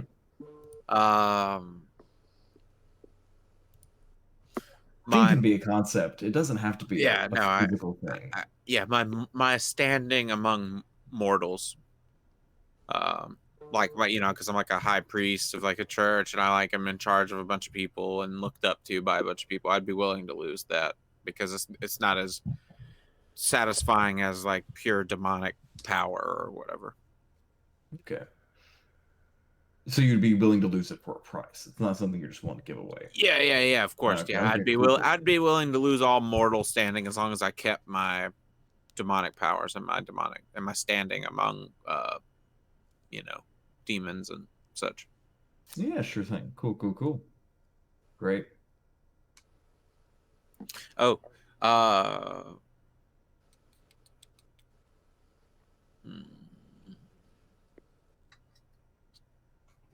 what does your character worry is going to happen to them? At the moment, they're worried. Their biggest concern is they're going to have to file a fucking insurance claim at the end of the night. That's a good one. That is like there's not really an immediate concern for safety or well-being. It's just this is going to be. It's like watching a glass slowly fall off a table. It's like, I know this is going to fucking shatter. Which you're also doing at the moment, as Kasey is fucking with all your glasses. Yep. Just try not to be angry. Yeah, the more his face kind of twitches and he looks distressed, the more she's going to do it. He's not going to give much. He is very, very deadpan. I think just the first time caught his eye, and the second time he noticed and that was the only reactions he gave. Or is that, trying. Those are the only reactions he's trying to give. I was gonna say that kind of makes it a challenge, though. Yeah, it does. Yeah, that's fine. No, Do you have any other questions? I do. Yeah.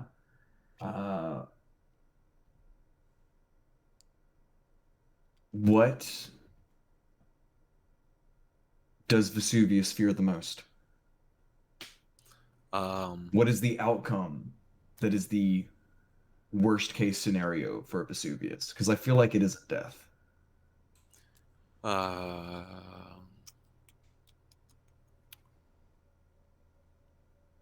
Basically, let me think on that for just a split second. Okay. No worries. Okay, so we'll say, just for the sake of time, that one of his biggest fear probably is to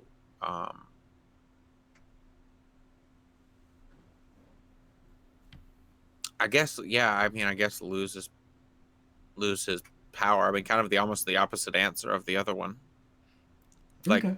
lose his demonic power because he feels like he could accomplish so much with it. It's basically like completely power hungry at this point. And he's like, fully into basically corrupting himself for more power and everything. Like he's showing no sign of stopping. Cool.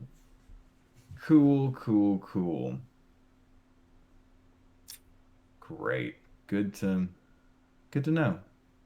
Good to know. That's mine. And my last question for you would be very brief. These are just examples. I can make up my own? No. It has to stick to the list. Okay, I got it. All right. Well, then, how? You can reflavor things from the list, sort of like. Yeah, I got you. So there's not something about like, is this character lying to me? But you could always say like, how can I get your character to tell the truth, for instance. So it's kind of about twisting some of these to meet what you need. Got you. All right. Who has influence over your character? At the moment, there is no one presently exerting influence over him. There are people pressuring him, and there are people like he is being pressured by Brim, who is the local Used jet ski. The local used jet ski salesman. That's right. And there is an outside force that he is currently competing with for some monetary gains, we'll say.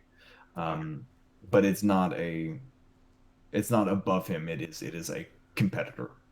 Got it. Okay. All right. Well, that's all the questions. Cool. While they're kind of piecing each other together in this conversation, Kasey, I know you're knocking shit over. Yeah. What else is? Anybody else have anything going on? You get brief glances around the room, and you see like, it looks like the hunters are still, they're not shouting at each other, but they're still having a pretty intense conversation on the opposite side of the bar. And Scythe's crew seems to be growing in size. Like, people are like trickling in. It is like full on, like, there's at least 2 tables of people playing quarters. Some shot skis appeared out of nowhere. Eugenēs, I don't know if you had those at the bar or if they brought their own.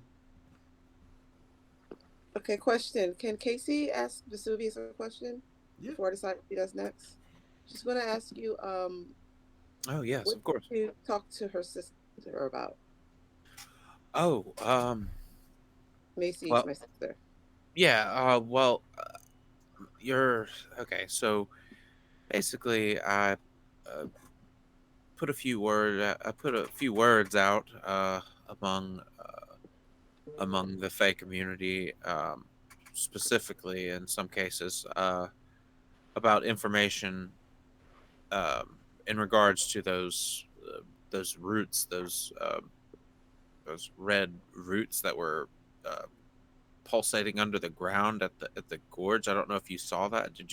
Were you able to see those? Probably. Yeah, they There were, I don't know. It seems as if the Reverend was feeding, uh, other people to it, like feeding their power to it.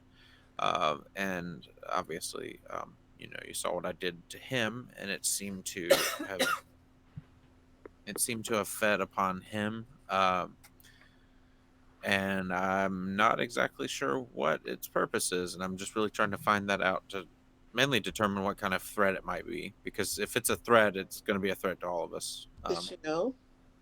Well, she was able to find a book for me, um, a tome that I have not had a chance to read that she said she looked over. I assume she got it from the Fey realm or some sort of Fey library or stole it from some. I don't know. I didn't get many details on that. But we got the book now.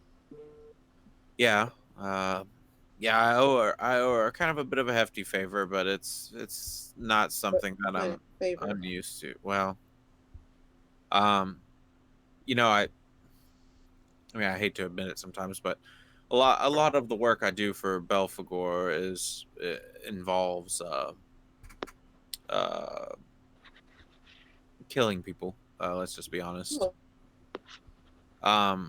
And I, you know, that seemed to be the services that I could offer that she was most intrigued with. So that's what I went with. I believe this information is going to probably save a lot of people here in Ruby Tooth Bay, especially if I'm able to figure it out and decipher. yeah, it will, Vesuvius. It will. I'm going to go to that party over there. Oh, okay. It's Yeah. Off the bar and go that way. And Okay. yes, she did call you Vesuvius and not Booby. Okay, excellent. And I'm gonna text you real quick. I might need to bug you later about translating stuff because apparently this book is in some strange languages. She's ignoring it. She's gone to the party. We need to talk to you about signal recognition, Vuvi. Maybe we could fold that into apparently the conversation we have about your level of job satisfaction. No, Do you hate to admit it to people? no, I'm starting to think this is why you didn't try out for the company softball team. I don't like sports. Anyway, I've told you that before, but sorry about that. My apologies. Did not mean to sass, but I will say some people are just a little alarmed by my job description. So it's not that I don't like my job; it's that I just don't want to scare people away, especially potential friends. Right. This is the friend that you mentioned helps you dispose of bodies. You wouldn't want her knowing what kind of mess you get into normally, huh? Well, I'm sure she didn't enjoy helping me dispose of bodies. It was kind of, just a spur of the moment thing. It kind of dropped on her doorstep and was like, "Hey, can you help me get rid of a few things from this plane of existence?" I didn't exactly tell her what they were until she was already kind of into the back room of the mall where I had them hidden. But yes, I don't know. She seemed alarmed. Okay, I'm not trying to alarm her further. Right. She does not seem alarmed now, though. You don't think? No, she seems to be having fun. Right. Exhausted-looking human friend of Vesuvius. What do you think of how Kasey looked talking to you? Do you think he's reading this situation appropriately? She's gonna kind of look at Belphegor, and she has this look on her face, sort of like, dude. Have Olive and Belphegor interacted before? I think you were both at the gorge. Did you? I'm not sure if. I think it's up to you if you all have interacted before.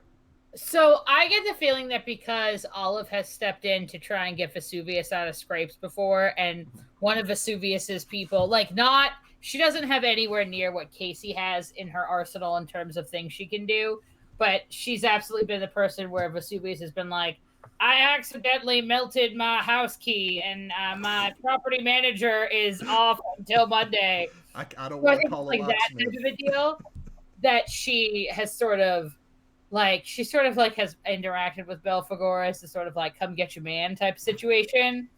And she sort of looks at him and she's like, "You, a literal demon, are asking me, probably a schizophrenic, if a half demon read the body language of an ageless, ethereal fey creature?" Yes. All right, so do you see the sort of toss of the hair? So you see Kasey? Yeah, she's walking the toss of the hair. Here's the deal, right? Like that girl, nothing gonna face her. Nothing's gonna face her. Nothing that we do. It isn't gonna matter. She's going off to find the next party. She cleaned out a deep freeze of whatever the hell stiffs Suvi put in there, or Vuvi, pardon me, had hanging out back there. It was just another day. Just another day, Billy. Mm-hmm. Well, it's as long as you're all certain, because it's. I'd hate to find out that there were splinters in this little. Gosh, what would you call it? Friend group doesn't seem strong, and that's maybe a bit. Coterie. There we go. Thank you, Mr. Gray. I'd hate to find out that there were fractures in this coterie of yours, especially. I pulls out his phone, especially since it looks like the entertainment should be arriving soon. I'd hate for you all to miss this opportunity at such a prime team building exercise. Yeah, Casey's like being a complete mess right now, going over there with the group with Scythe's group. And Scythe is like waving you over because you're the one that healed him last time he got fucked up at this bar with a bottle to the head. Yeah. So you're like being treated like royalty at this group. It's clearly going to get as drunk as she can and be as big of a mess as possible. I think Olive's going to take the silver chain out of her bag. She's going to kind of wrap it around her fist, almost like she's going to go Mortal Kombat style, and she's going to put her fist on the bar, looking really bored and really sick of this shit, like 2 weeks away from retirement, sick of this shit. And she's going to say, "Bring it on, Billy. Bring it on." I think that's when you hear like the skidding of at least you hear the skidding of a van coming to a very abrupt stop outside of Jean's shallow pool, and you hear Scythe and his crew screaming out like, "Oh, not these fucking assholes again!" As 3 or 4 or 5 more vans pull up. Nikki, Kasey, these vans look familiar. Like you just saw them parked in a garage, and you see Kasey, it's us, Rex the Wolf, and that whole gang of vampires and werewolves start piling out of this van. It's like, "You're cool." Yeah, as Scythe's people all start drunkenly going for their weapons, as these groups look like they're about to throw down. I didn't bring a weapon. Are we fighting them? They're nice. That'll be where the camera pulls away for this week of Ruby Tooth Bay. All right, so we're starting with an action scene next week with all of us. That's gonna be cool. We've got. So we're just. Can we just go ahead and let your account take the hit on the Copyright Act and just like play the guitar solo from Freebird when this starts, because there's bird you cannot change. So no the fucking solo. So it's the Kingsman sequence. Mm-hmm. Yeah. No, it is literally I have so many distinct memories of the old fucking shitty Australian bar in Japan that I used to work at, when it would be way over capacity and we're just like fucking roaring shots out, and for some reason our radio station that was all like fun, happy stuff, just out of nowhere, Freebird every fucking time. Yeah, we're either going to be diving directly into this shit show next week, or else it's almost one of those times where it's like, do we start up with the aftermath of somebody like crawling out of rubble with just ringing in their ears. Well, not next week. I'd be Next okay with that. next week we're off. Thank you. I forgot that. We're gonna go around and do outros, but yes, we will be taking at least a 1 week break. I am going to be doing some traveling and won't be available next Sunday. Potentially the following Sunday, but I will post about that. So worst case scenario, 2 week break, and then we're back. Yeah, let's go around and plug yourselves and your things and all of the awesome that you are. Let's go counterclockwise. Historian. Alrighty, team. Well, hi, I'm IC Historian. IC Historian, all the places on the internet that I feel like being found. You can follow me on Twitter. I talk a lot about education and sometimes about games. And sometimes I do those things on Twitter. So, that's cool. You can catch me on Tuesdays on the Black Feather Guild for Standing Stones. And you can catch the finale of our End Times campaign on the 29th at 9 p.m. Eastern Standard Time in these United States. On Polished Cryptids channel. And then you can catch me back here for Urban Shadows whenever we do this again. Awesome. And that's me. Cool. Leland. Oh, hello. I am Leland/Leopold the Just. You can find me at Leopold the Just on Instagram, Facebook, Twitter, Steam, even. I had a lot of fun.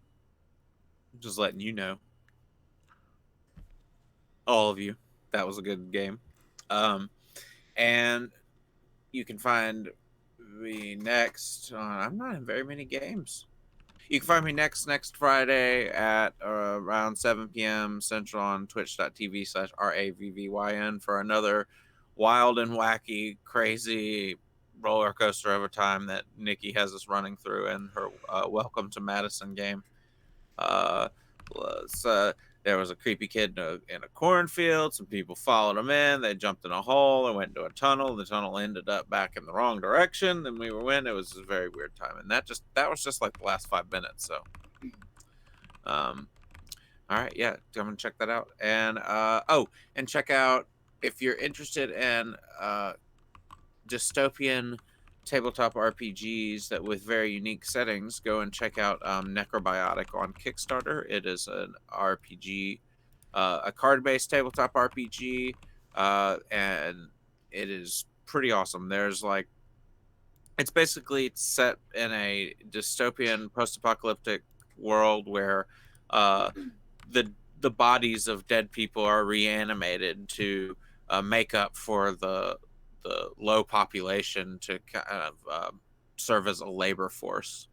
But yes, it's definitely worth checking out, and the card game system, and it's very fun.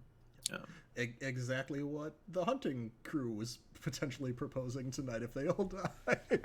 Yeah.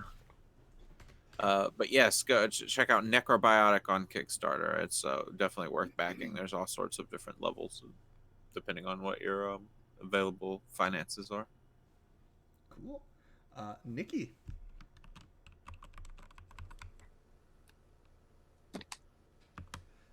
Thanks, Nikki. Yeah, Nikki's Twitter is in chat. Hit her up. Get her in your games. She's great. And I'm remembering words. Zan, please go. Yeah, no, it's fine. No, you forgot my name, you motherfucker. No, it's cool. No.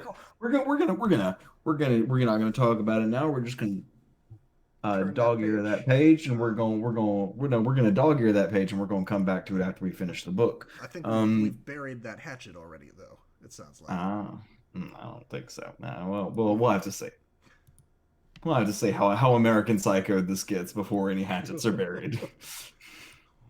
No. I will tease everyone and remind everyone that one of the imps let it out moves is to suddenly escalate violence and pretty much kill someone instantly. It's wild. Imps are armor-piercing harm. For armor-piercing harm. Just kind of fuck you and everything that was around you. But yeah, I am Zan. I am a content creator and professional DM for 5e World of Darkness, powered by the Apocalypse, and a whole bunch of other really great games out there. You can find me in almost every one of the links that have already been dropped into chat. Either doing either on Raven's channel with Patrick and IC on Tuesdays. I am doing some other stuffs at other times too. You can also find me on Polished Cryptid's channels Tuesdays and Friday mornings, way early in the US time. And here, not this week, not next week, I guess. Possibly the week after. So we don't know. I don't really know where else is going to go. You can always find me on my channel. There is a not zero chance that I might like wind up streaming some Final Fantasy X here in a couple of hours because I really want to grind on it. And I just need to see, like, I need a videoed recording of the way that my face lights up the first scene that Riku, like, actually shows up in. Because I did the Obliterator fight, or the Deep Blitz fight last night, and just that fight. Fuck it. I'm getting distracted, though. Exciting thing, you can follow my Twitter, and I will be sharing links for my Start Playing game for the Onyx Path online convention coming up here next month, that I will be running a one-shot that I wrote about a year ago and have kind of been revising since the last time I ran it, called Crawdaddy Knows Best, where they came from beneath the sea. A lot of fun. I think at least one, I think Patrick has played Crawdaddy Knows Best. No, you haven't. No. Oh, did you only play the baseline? The only time I've gotten to play from they came from beneath the sea was, I think, with you and Leland and Raven ran a one shot for us. I have not gotten to play the with turtle you one. running it Okay. yet. Oh goodness. Well, speaking of me running, should I let you have the honors there, No, Patrick? do Okay, it. well, fantastic. So once this is off the air, me and Patrick are going to be sharing some sign-up links for a fantastic 3-shot of They Came From Beneath the Sea.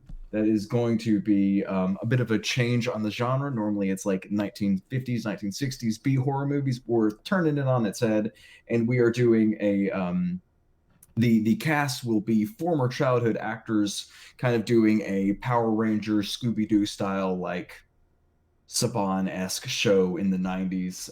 But we all grow up and we all have bills to pay, so the actors have to come back together to film the fabled ending to their television show in a fantastic movie. And of course that's going to be popular, so there's a sequel. And then, hey, how do we keep this cash cow going even though the second movie had an end? It's a prequel. So we're going to be doing a 3-session run of that, and we'll have these signups going out after this episode is over. It's going to be fucking exciting. Me and Pat tried to have a conversation about it last night and just wound up talking about Mystic Knights of Tyrannon for 2 hours and a lot of pop history bullshit. There was a very deep Beetleborgs dive there for a good that time. Yeah, it was some bullshit. But keep your eyes peeled on that. That's going to be Wednesday afternoons. Yeah, and it's going to be fantastic. It'll be on Twitter too, and I will put it in a bunch of Discords, but it is also in Twitch chat now. Yeah. Surprise. It's already. It's dropped. Oh man, what? Too exciting. Okay, yeah, that's it. I'm done talking. Come check us out. Come sign up for the shit. Come hang out and chat. Do all the fun stuff. Be a great human. Be the change you want to see in the world. Yeah. Also, I'm Pat. I'm a Tatrick. You've found me. I'm here. I'm also on Twitter with the same name. I'm Tuesdays. You can catch me on Blackfeather Guild in Standing Stones with my theater nerd teenage bipedal pangolin character with like laser, not laser hurting powers, but like just laser special effects spotlight powers. Yes, and I think, like I said, we'll be definitely taking a 1-week break. Potentially coming back the following week. More information will be on Twitter to keep everybody up to date. And yeah, the only other thing I have to hype is this awesome 3-part They Came From Beneath the Sea, and I'm super excited. So I hope folks are interested in playing. That is all I got for the evening, folks. Yeah, thank you everybody for joining us here in Ruby Tooth Bay. I'm so excited that the crew got together too, and that things are going to be just absolute chaos. That is super exciting. And we will jump back into everything soon. So everybody have a good night, and thanks for joining us. Yeah. Bye. Also, Later. everybody in chat, congratulate IC. They did some big stuff today. And give them some love. Congratulations. Thank you so much, IC. You have blessed us with your presence today.